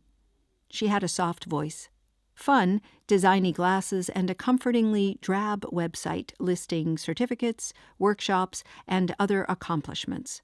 I did not like her. This was inconvenient, as I'd come early to the appointment so that I could A, position my body in a flattering way on the couch for when John arrived, and B, build a rapport with Helen that would lead her to side with me. She asked if I'd been to therapy before. I told her I'd tried many millions of times to convince John to go, but couldn't interest him. Why did you want John to seek therapy? I told her about John's weed habit, his changeability, the way he got agitated when things weren't how he wanted them, yet left things rotting in the crisper drawer for weeks. John was a difficult man, I said, but I honestly wanted to love him forever. Helen paused. All her gestures felt obnoxiously potent. Have you ever had any feedback? From John or anyone? That you might be difficult? Yourself? I laughed. Hard. A funny therapist. I explained that I was not difficult. Although I had been a slightly dramatic child and teenager, my feelings were now more or less under control. I was sometimes maybe circumstantially difficult. I sometimes needed extra time to process thornier emotions. Grief, say, or hunger. But truthfully, I had processed the divorce easily. I was saving money on my new apartment. And I was dating. I had fallen in love already. You've fallen in love? I laughed again. I fell in love. But you know how it goes. We don't really talk anymore. It's only been 8, 9 days, maybe. 9.5 days. 10 tomorrow. We sat still for what felt like 40 minutes. Per the clock, it was 3. It was hard to be looked at this intently. It reminded me of Simon, except worse, because I could not stop it from happening by having sex with Helen. It's very normal to have a hard time during a transition like this. It's been almost a year, though, I said. The first few weeks were tricky, but now it's almost as if we were never together. When I try to imagine it, there's nothing there. You can't remember your marriage? I told her I had flashes, sometimes. The two of us laughing over coffee, singing along to the radio. But they felt like something that had happened to someone else. I don't know if it's super useful to even talk about it, I said. At 5:45, Helen suggested John might not arrive. Let's call him, I said, to make sure. I dialed John and put Helen's big gray landline on speaker. Hello? This is Helen Yim. I'm a relational counselor and... Oh, yes. Is Maggie with you? I said I was there, and I was sorry, and I was feeling like maybe medically distraught, and it was clear now, hearing his voice, that I had made a mistake. It had been hard to be married, yes, but it was much harder to be divorced. I didn't want to do it anymore. I wanted him to take me back. On the other end of the line, John was quiet. Fuck, I said. Yeah, said John. Fuck.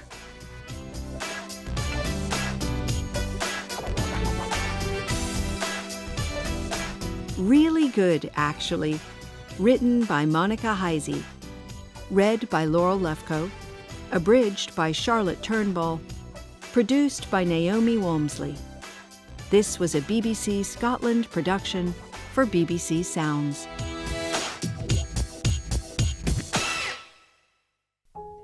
If you enjoyed this, there are lots more abridged audiobooks from Radio 4 on BBC Sounds, including Careering, Daisy Buchanan's frank and funny satire on the world of glossy magazines.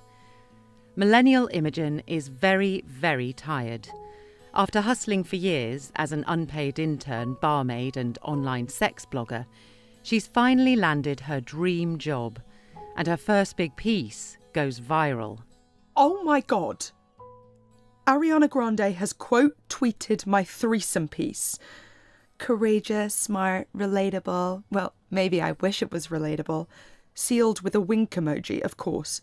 And Emily Ratajkowski, this is the writing we need to read post #MeToo. My heart is pounding.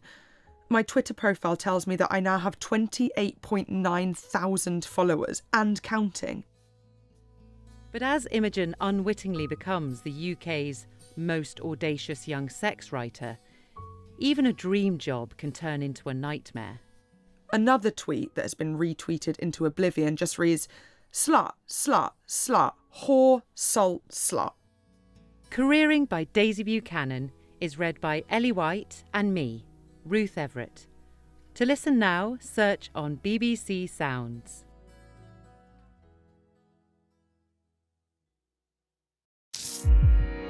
BBC Sounds. Music, radio, podcasts. Really Good, Actually, by Monica Heisey. Episode 8, One Wedding and a Threesome.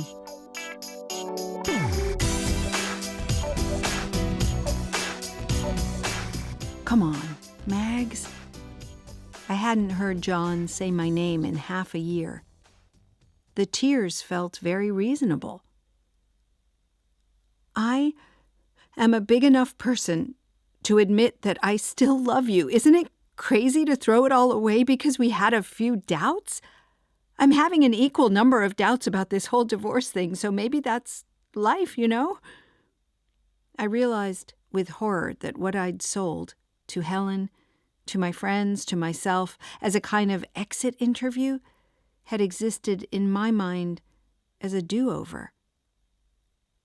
From your messages, it sounds like you've been dating a lot. I'm sure you'll find someone else, said John. Sorry, Helen here. Can I ask how frequent are these messages? I sat back as John told her the truth. That I'd texted or emailed most days, sometimes several times per day since we had separated. That he had stopped answering my calls 7 months ago, but that had not stopped the messages, which only became, in his words, significantly more batshit. I don't know why you thought you could suggest we get divorced and then have me hold your hand through it. Did you have sex with Calvin? Helen's lips were so pursed I was genuinely worried about her air supply. John tried again. I don't even think you mean it. I think you're stressed out about having to make decisions for yourself. Honestly, you might just be bored. I tried to rally, invoked the promises we'd made. The day at the beach with the sunset that made him feel safe, the jokes about baby names, the life we'd agreed to make happen. Didn't people have rough patches?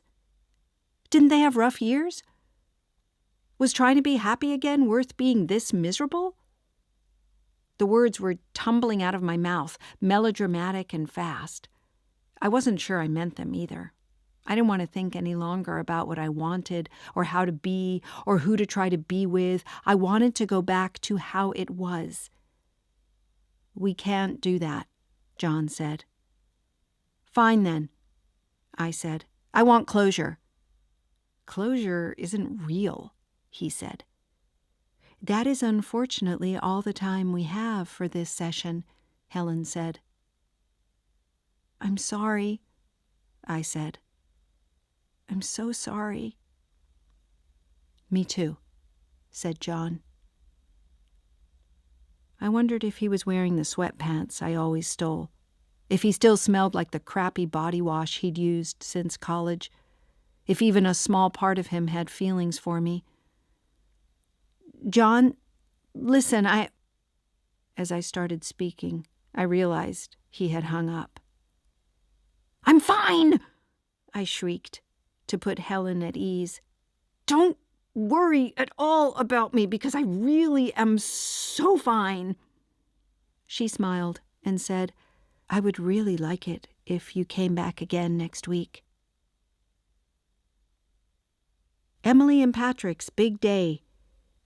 3 p.m. Vows. Gather in the gardens for a non-denominational commitment ceremony. The wedding was Gatsby-themed, which was too bad. I wore dark lipstick and an embarrassing headband with a feather in it. Normally, any wardrobe uncertainty could be cleared up with a photo shoot for the group chat, but things were off with my friends right now.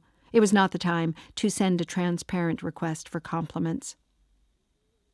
Emily was marrying a man she'd met at work. She had been counting down to their wedding on her various social media profiles for literally the last 500 days. I hate when couples write their own vows, whispered Maris. It takes so much longer than a standard civil ceremony. I had resolved to attend the wedding alone until the morning of the event, when, in a panic, I went upstairs and asked Maris if she owned any formal wear. We waited through the awkward document signing portion, and the happy couple was presented to us officially as husband and wife. Everyone clapped. We blew bubbles as they passed by, beaming with relief. This was it! Forever! Maybe! 4:30 p.m. Cocktail hour. Enjoy a drink and nibbles in the indoor courtyard. I brought Maris a drink, pink and bright. She took a small sip, then a bigger one. How are you anyway? I did not mention that my friends were sick of me, or that I'd been romantically humiliated by 2 men in the same number of weeks. Although my personal life was in shambles, my tweets about it were doing great. You pretty much just have to say, men are trash, and dozens of women will agree with you, I said. I couldn't tell my real-life friends or family or Maris how badly therapy had gone, but it was comforting to know there were people out there who might get it, in theory. 6 p.m. Dinner. Enjoy a meal from the couple's favorite eco-friendly farm-to-table establishment, Recyclage. The tables were named after famous couples from history, though the wedding planner had played fast and loose with the definition of famous. And history, too. Maris and I were at Sandy and Denny, with a ragtag group of professional acquaintances and lesser relatives. I sat between Maris and a lanky man called Jesse, who was there with his partner, a freckled, braless woman called Dara. Dara was so much hotter than her boyfriend, it would have been inconceivable had I not encountered 300 other couples exactly like them already that evening. Jesse's girlfriend was more attractive by every possible metric. Funnier, sexier, smarter, and more charming. I used to joke to Simon that I was queering the straight relationship by being less attractive than he was. Thinking about Simon was a mistake. I went to the bathroom and composed a tweet regarding that feeling when you're at a wedding and want to burn down the marquee. 8 p.m. Speeches. Hear from loved ones and, of course, the couple themselves. I made my way in the direction of the bar. When I got to the bar, I ran into Amy and told her I was going to win Simon back. I could send him a cookie with his face on it, or get on the Jumbotron at a soccer game. Something big and impactful, I said, to show him I know I fucked up. I don't think that's going to work, she said, after I confided my best idea, telling his landlord I was his sibling, so I could break into his apartment and fill it with balloons. I said that kind of thing worked all the time in the movies. Not to be rude, but those are fictional situations. The only people who want a big public gesture are the women who watch those films. I finished my tequila and soda and switched to white wine.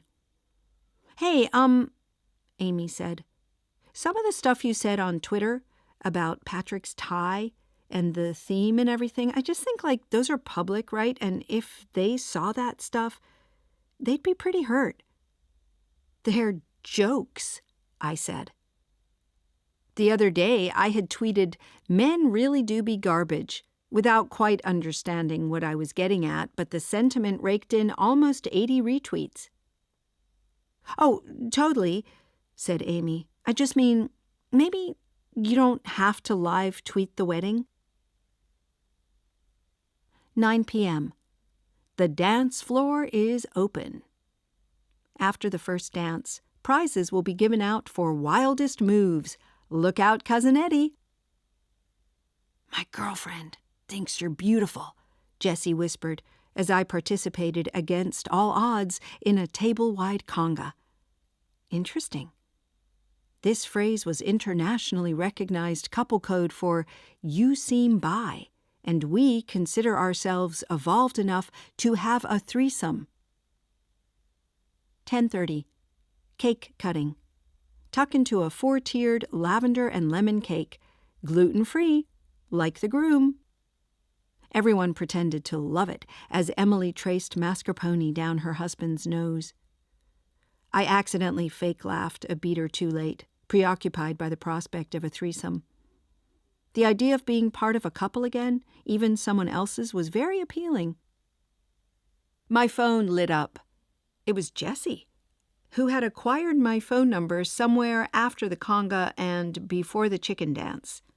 Come fuck us in the bathroom. I grinned, though it felt a bit stupid.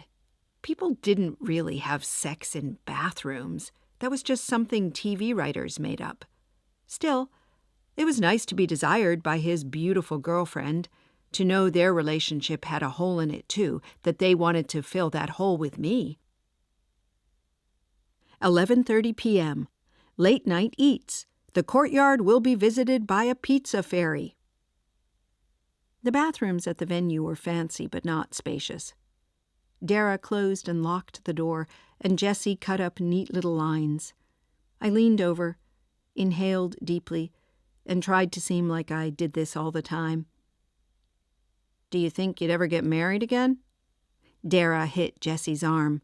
Babe, she doesn't want to talk about that at a wedding. Dara fully took my boob out of my dress. Look at that, baby. Dara was suddenly using a totally different voice. Her face looked like someone had approached a caricaturist and said, "Do horny."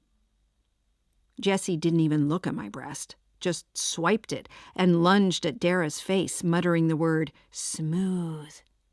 I reached toward them in an unfocused effort to become more involved, lost my nerve, and withdrew my fingers before they made contact.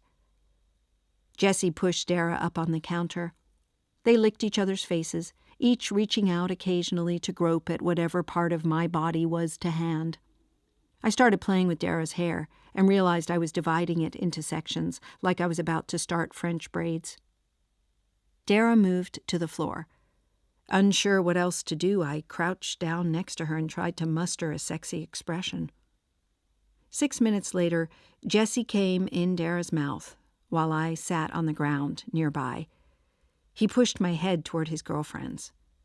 The idea that he expected me to interact with his second-hand ejaculate when I still had most of my clothes on and had otherwise barely been involved in our alleged threesome was not it for me. I should get back. I steadied myself on the back of the toilet. I tried to think how I would spin this experience to sound fun. I would do a great job. I was very modern and wild. I heard the door opening before I realized I was horizontal on the ground, looking up at Amy. 1 a.m. Call it a night. Please make sure to arrange safe, sober transportation home. I'm worried about you, she said. Did you read the book? What book? Wild Wishes, she said. There are a few poems that I turn to when... I knew I shouldn't be laughing. I'm sorry, I said, but obviously I haven't read the book. What happened to your therapist? Just because I didn't like your nightmare poetry book doesn't mean I need therapy. That's not why I'm asking. I told her I didn't want to learn about myself. I wanted to say something funny and move on. While rummaging in my pockets for my phone, I remembered my dress didn't have pockets. I dropped my lip gloss on the ground and almost fell over picking it up. Maybe divorce stuff is harder for me. Amy was pissing me off. She crossed her arms and continued in that special responsible voice drunk people put on when dealing with people only slightly drunker than they are. Why would it be harder for you? Because I have a critical mind, I said. Because I feel things very deeply? Because I can't just go to Tulum with 13 of my closest girlfriends and share a picture of a sunset with the caption, Te amo, Mexico, and magically feel better? You're being mean, said Amy. You don't get it, I said. We are very different. We're not that different. Anyway, your friends agree with me. I told Amy she didn't even know my friends. I know Amira's engaged, she said. And she asked me not to tell you, because she didn't trust you not to be a jerk about it.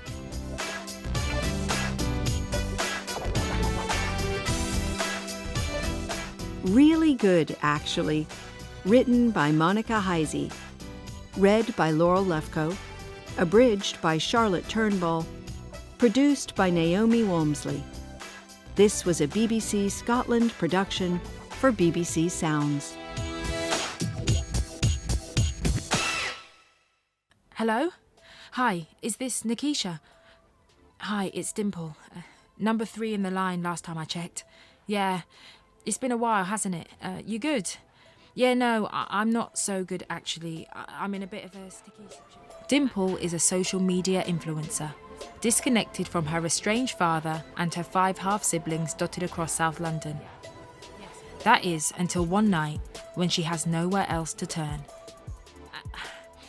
And I remembered what you said about calling you if... Okay. Yeah. Yes. I'll text you my address now. Okay, yeah, I'll see you in a bit.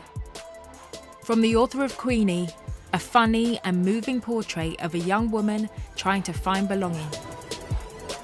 People Person by Candice Carty-Williams, read by me, Siobhan Marks, is available now on BBC Sounds.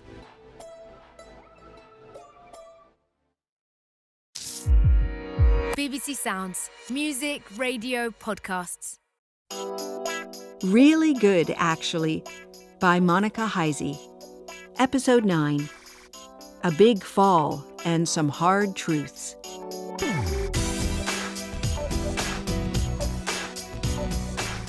Something warm fell over my shoulders. Maris had wandered over with our coats. Time to make our exit. Maris held out her phone at that old person distance, regarding it through narrowed eyes. Amy was explaining surge pricing to her when I took off, at speed. Maybe I would walk all the way to Simon's. I could do my gesture for him now. I looked great, after all. Why not? I heard Amy and Maris calling me. I rounded a corner and scuttled down a set of concrete stairs, gripping the railing, feeling focused and alive. I was halfway down the stairs when I heard Maris fall.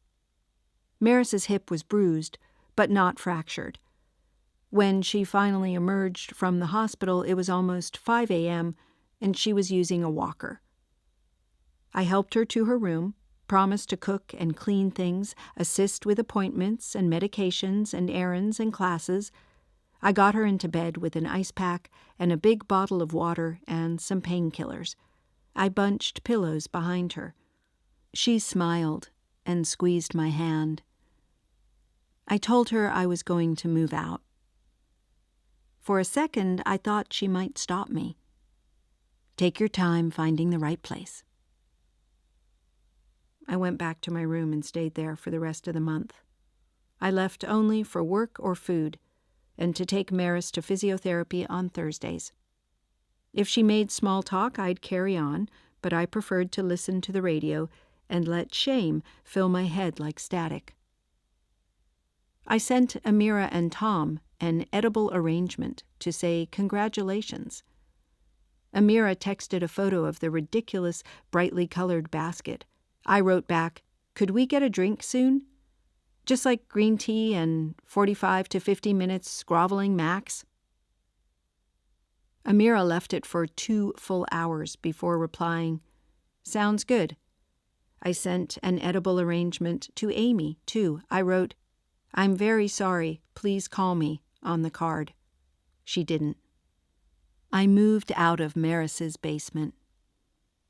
I left my keys on the kitchen counter with a thank you card and a box of fancy dried fruit and took a bus to Kingston, where my dad picked me up. A week later, I used what would have been my rent money to book 4 sessions with Helen. I told her my theory that intimacy was a scam. I told her I wasn't sure I liked my job.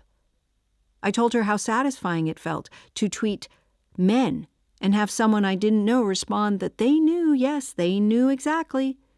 She crossed her legs. "Do you want to talk about what happened last time you were here?" "Not really," I said. "All right," said Helen. "Maybe a better question is, can you?" I was living at my dad's, in a 3-bedroom bungalow he referred to as Divorce Club.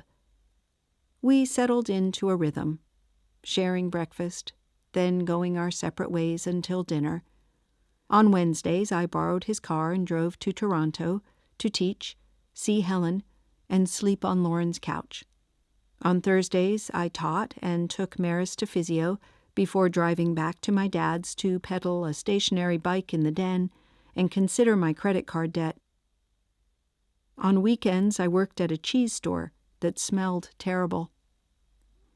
I deleted Twitter, Tinder, Hinge, Instagram, Bumble, TikTok, and Facebook from my phone, then downloaded them again a week later, plus an app that would limit the window during which I could access the internet. I cut back heavily on posting, though the compulsion was still there. When I did say or show or share something, a tweet about my menstrual cycle, a photo of flowers by the lake with the caption, "Okay, spring," I felt instantly ashamed and often deleted what I'd posted. This did not help. In fact, the deleting felt in many ways just as white-hot humiliating as leaving the posts up, because it was the act of posting in the first place, the expression of the compulsion that shamed me. No need to admit this publicly, too. I didn't know where this aversion had come from. No one else in my life seemed to share it.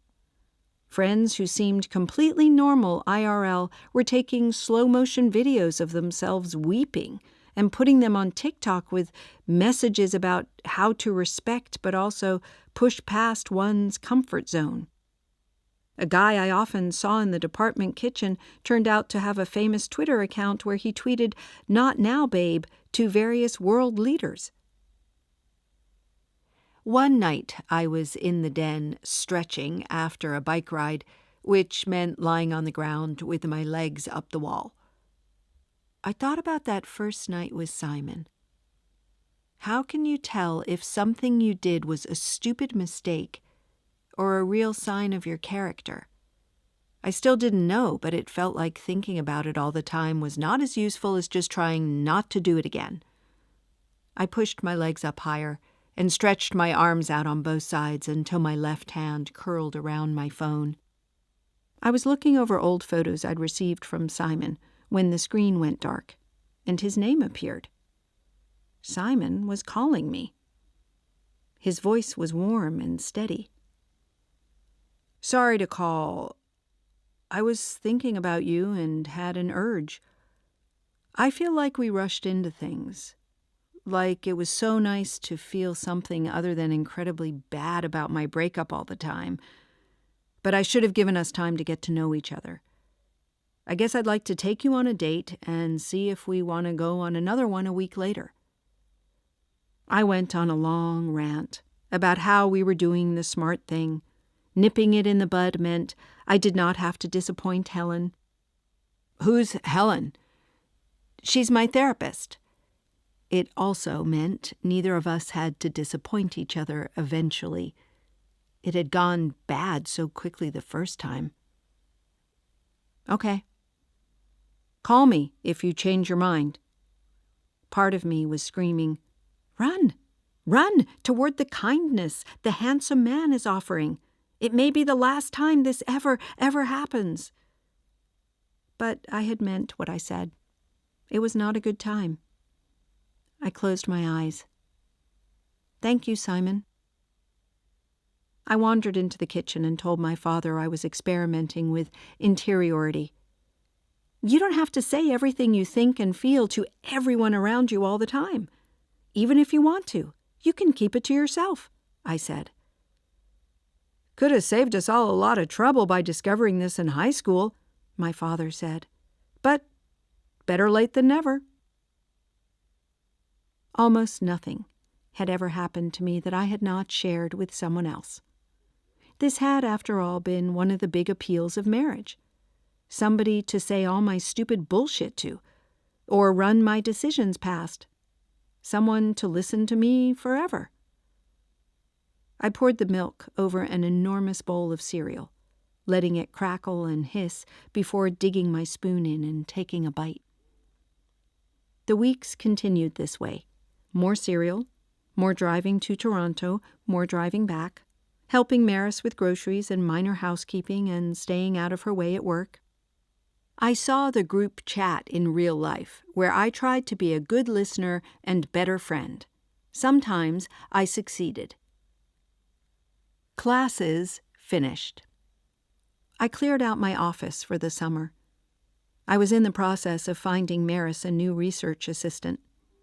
We'd both agreed that would be best, although our post-physio tea dates were getting longer. Emotionally devastating things my therapist said to me like they were nothing. I wonder where we might get if we did away with the idea of trying to entertain. I wonder if your dates with women might get serious if you started taking them more seriously, or if you're consciously avoiding doing so to save yourself the administrative hassle of coming out. I'm sorry if this sounds obvious, but what is stopping you from simply turning your phone off? It might benefit us to differentiate between friendship, extended community, and imagined audience. These are very different kinds of relationships. And then, of course, one of them exists in the mind only. I wonder if we might ask whether you are willing to be in a long-term relationship with yourself? Before I ruined everything, Amy and I attended fitness classes at many different studios, though I had avoided X-Cycle because of the leaderboard, a large screen at the front ranking every rider with live stats about how hard and fast they were pedaling. Instructors would consult the leaderboard and scream messages of support or disapproval to cyclists by name. "Kylie G, you are not giving me everything right now." Or, "Fit Mom, 73, yes, baby, feel that resistance." I registered for the 6 p.m. X-Cycle Guilty Pleasure class. I clipped into spot 23, smack in the middle of the second line of bikes. Usually I was a very back row, very back corner kind of gal, but today I had other needs. When Amy entered, she didn't notice me. I kept my head low as she clipped in, pedaling lightly to stretch her hamstrings and calves. Amy and I had not spoken since the wedding, unless you counted the edible arrangement, and the one post-arrangement apology text I'd sent in case she didn't like pineapple. I had managed to avoid leaving her even one emotional voice message. Each week I reported having left Amy alone, Helen would tell me she was proud. The class started with a warm-up, but quickly progressed into challenging, fast-paced choreography. "Okay, we have a cyclist burning up the leaderboard. Can I get a big X-Cycle cheer for Amy, I'm sorry?" The instructor checked the screen again. "Amy, I'm sorry." Damn! They know what they did, and they are repenting on the bike, baby! I cycled harder. My username traveled higher up the board, then started to drop. Other, fitter riders were overtaking me. If I didn't make the top spot, I wouldn't get the special shout-out I needed, the moment at the end of class where I could do it right. In a momentary gap between songs, I shrieked, "Amy, it's me!" Amy turned around.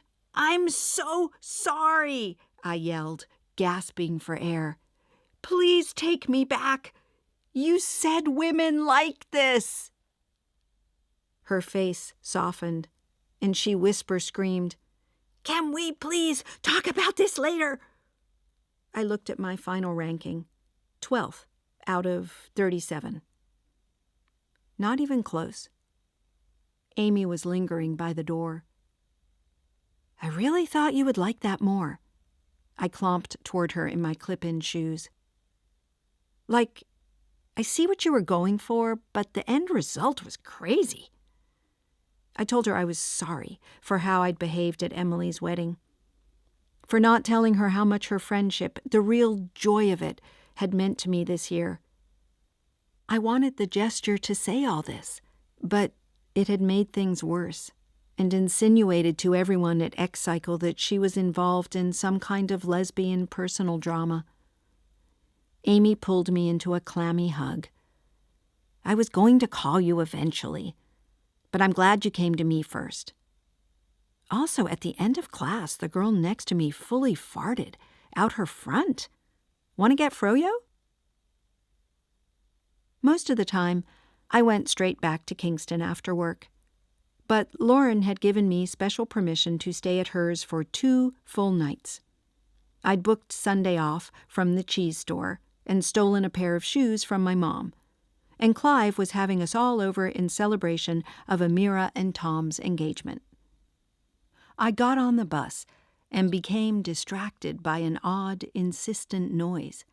A few seats down from mine, a black gym bag was emitting a long, low growl. A cat, furious in its carrier. Watching this made me miss Janet. It was Janet. Her little face was mashed against the carrier's window. Above this, with the bag in his lap, was John. He was absorbed in his phone and dressed up, like he was going to a job interview, or a party, or a date. I had thought about this moment once or twice a day for the last 353 days. I could fall to my knees and apologize, or say something clever but devastating. I could hug him and see how it felt. The bus stopped again. I wondered if I could grab Janet and run.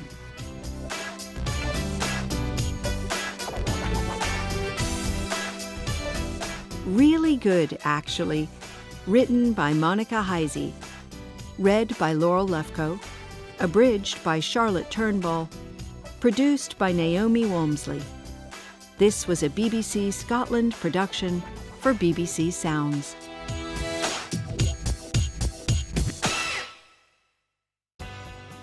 If you enjoyed listening to this, then you'll love Factory Girls by Michelle Gallen. It's an uproarious and poignant story of Maeve Murray, a forthright teenager who starts a job with her friends in the long summer of 1994. Undaunted by her pervy boss and thundering co-workers, all that stands between Maeve and the escape route out of her wee Northern Irish town is her exam results. Mary picked up a form and glared at it as if it was filthy with sin. This is an equal opportunities form. She grabbed another one. These are the factory forms. Maeve read the equal opportunities questions and ticked the male, black, Jewish and lesbian boxes. Then she wrote her name, address, age, marital status, number of kids and next of kin on the factory forms, creating the sort of dossier that she knew paramilitaries often battered office workers to get hold of. "That's it," she said, tossing her clipboard onto Mary's desk. "That's me, signed up as a factory girl." "Me too," Aoife said. "Though it's just for the summer. We'll be university students by September, won't we?" Caroline, female, white, Roman Catholic and heterosexual, placed her clipboard on the table. They chorused, "Thanks a million," and left. Factory Girls by Michelle Gallen is read by Niamh McInhill. Search for it now on BBC Sounds.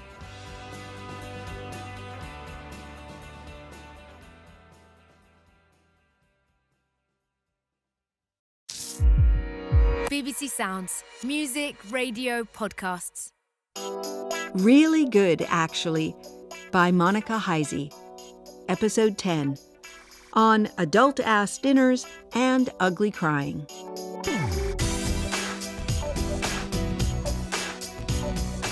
I took a breath, stood, and walked past them. My cat in the ratty carrier I'd bought at a yard sale. My husband in a shirt I loved. My little family. I stepped down into the street and the doors closed behind me.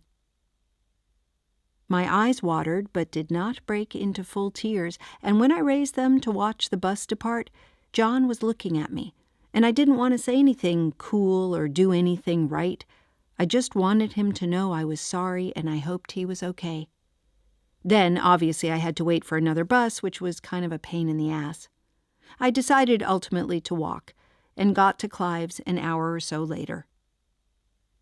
Slipping into the crowd as Tom's dad gave a speech about how excited he and his wife were to welcome a woman like Amira into their family, Amira's cute parents dabbed their eyes, and Tom smiled bashfully at his father's platitudes. It really was the same every time. Amy was flushed and excited and holding an ornate mocktail. "I've been working on a theory," she said. "I think your 30s are honestly the perfect age. Like, in a way, being 31 is exactly like being 26, except you're smarter and hotter and you know a bit about tiles." I said I would probably enter my 30s on a single bed at my dad's house.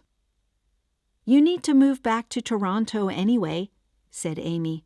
"The Kingston thing is such a bummer. The other day a friend of mine asked what had happened to you, and I swear I almost just told her you died. So, perfect. You'll live with me." The morning of my 30th was brisk and bright. I decided to start the decade right by going for a run, but ended up taking a light stroll around my neighborhood in full fitness attire. I went to the grocery store and picked up ingredients for the dinner party we were having. Living with Amy was surprisingly great. She was tidy and considerate and had her dad's Netflix password. Our only real argument had been over a gigantic poster she bought for the living room without consulting me.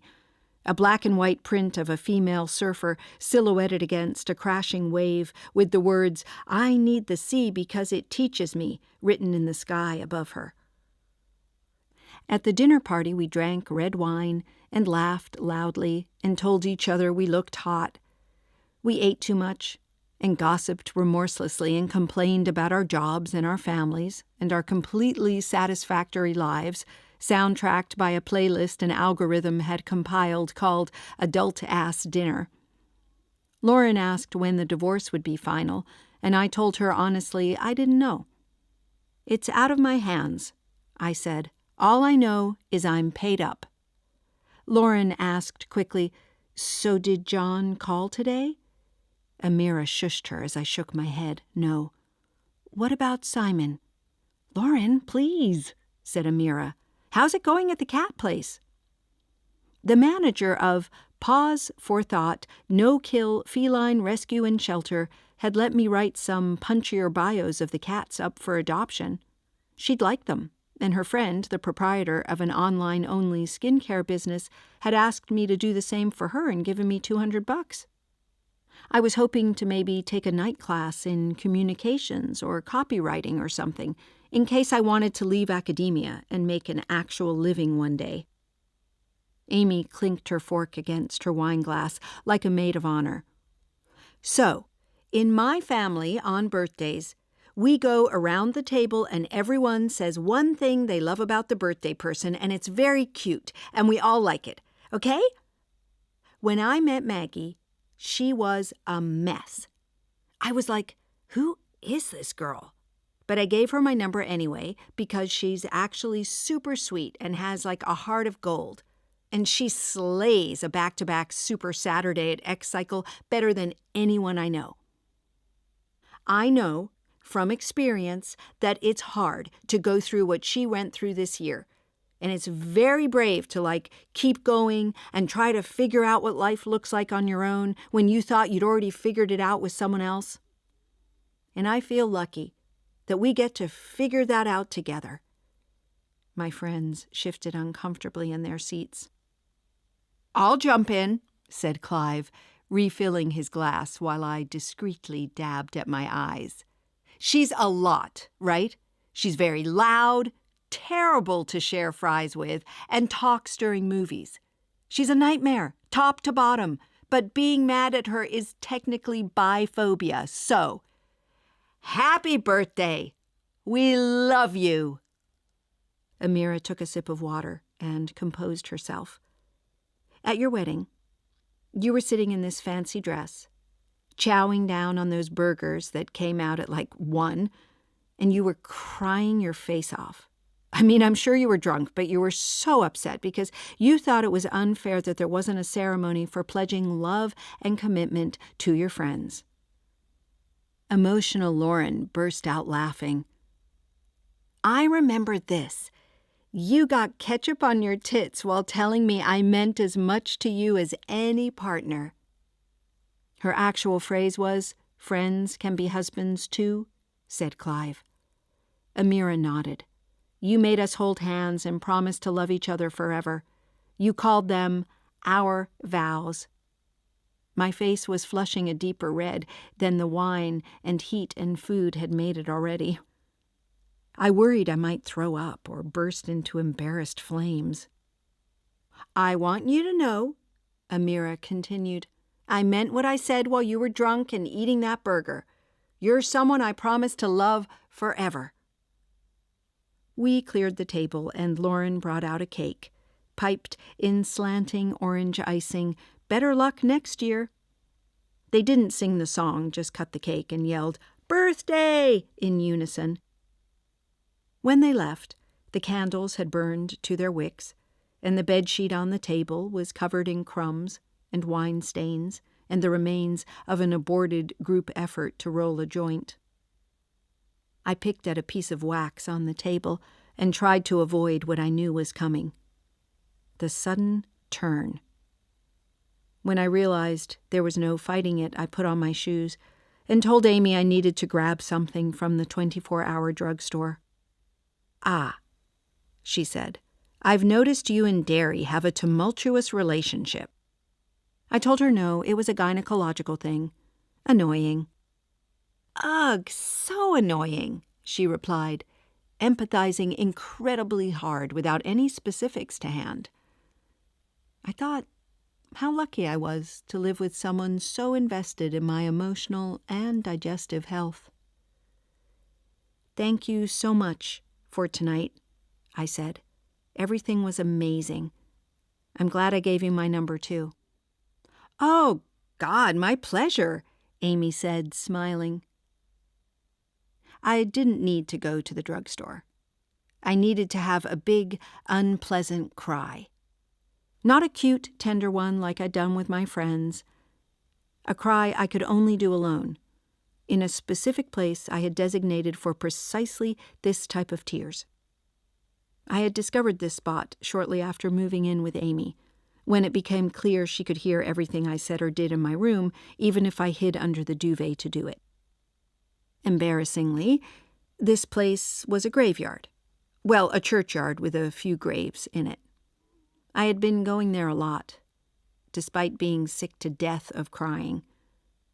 How was there more of it to do? I was feeling better and better. This actually seemed to be the issue. Lately, whenever I perceived something beautiful or felt pleasure or experienced joy, I was hit with an instant aching sadness. I turned left, heading down a curved and quiet residential street. It was leafy and dark and deserted, and my big, weird sandals slapped the sidewalk too loudly.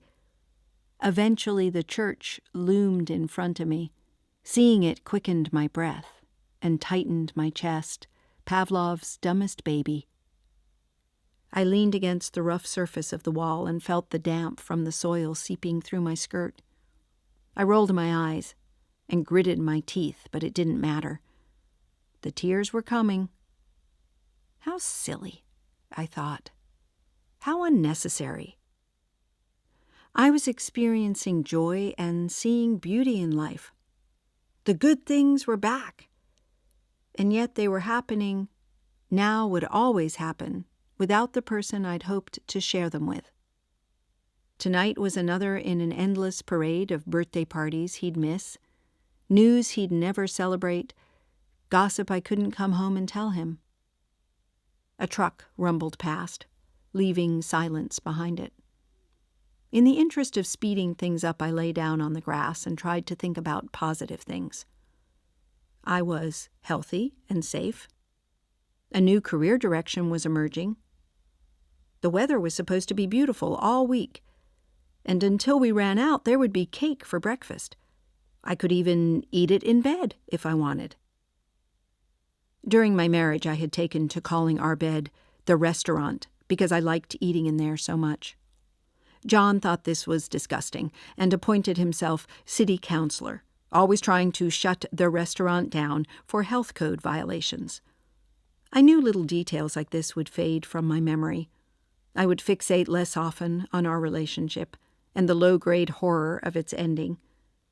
One day I would climb into bed with a sandwich and think, I used to have a name for this, and not know what it was.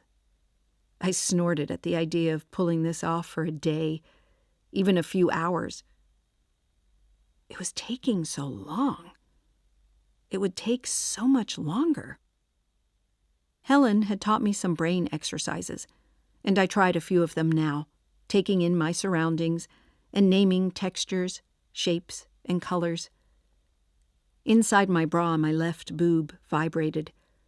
I fished out my phone and looked at the message. Wasn't sure if I should text, but wanted to say happy birthday, S. The temptation to call him or go to his house was very strong. But he had not invited me there. He had merely said happy birthday. He was not asking to see me at all. But he was reaching out with affection after 12 a.m., which was not nothing. I would just text him tomorrow then? See if he wanted to catch a movie? Ludicrous. I laughed as loud as I'd cried, my shoulders shaking, my head in my hands. I tried to center myself, to find some calm. My phone glowed white blue, and my butt felt soft on the earth. I was sitting in a graveyard having some tiny epiphany. If it wasn't Simon, now, it would be someone else someday. I would have to figure out how to love them without freaking out. And some small part of me would have to believe that it was real. More outrageous than this was the possibility that one day it might be. I wiped my nose. A warm breeze moved through the trees above me. I looked up at the empty church, then past it at the moon, full and gorgeous and absurd. I clicked the side of my phone and the message disappeared. Then I got up from the ground, still laughing, and went home. The divorce papers arrived on a Tuesday, bundled with a magazine, a utility bill, and a postcard from one of Amy's friends. The places I needed to sign were tabbed. I considered reading the entire thing over, but my lawyer had walked me through it already. Flipping to the first of the tabbed pages, I noticed John's signature was different. Possibly he had jazzed it up for the occasion, or maybe I had misremembered or forgotten it. It looked like the handwriting of a stranger. I wrote my name under his. Later that day, I would do something else.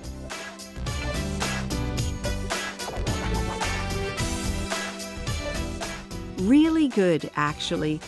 Written by Monica Heisey. Read by Laurel Lefko. Abridged by Charlotte Turnbull. Produced by Naomi Walmsley. This was a BBC Scotland production for BBC Sounds.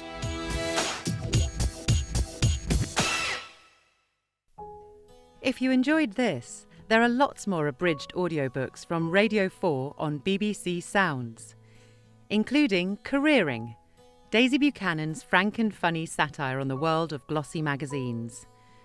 Millennial Imogen is very, very tired. After hustling for years as an unpaid intern, barmaid and online sex blogger, she's finally landed her dream job, and her first big piece goes viral. Oh my God. Ariana Grande has quote tweeted my threesome piece.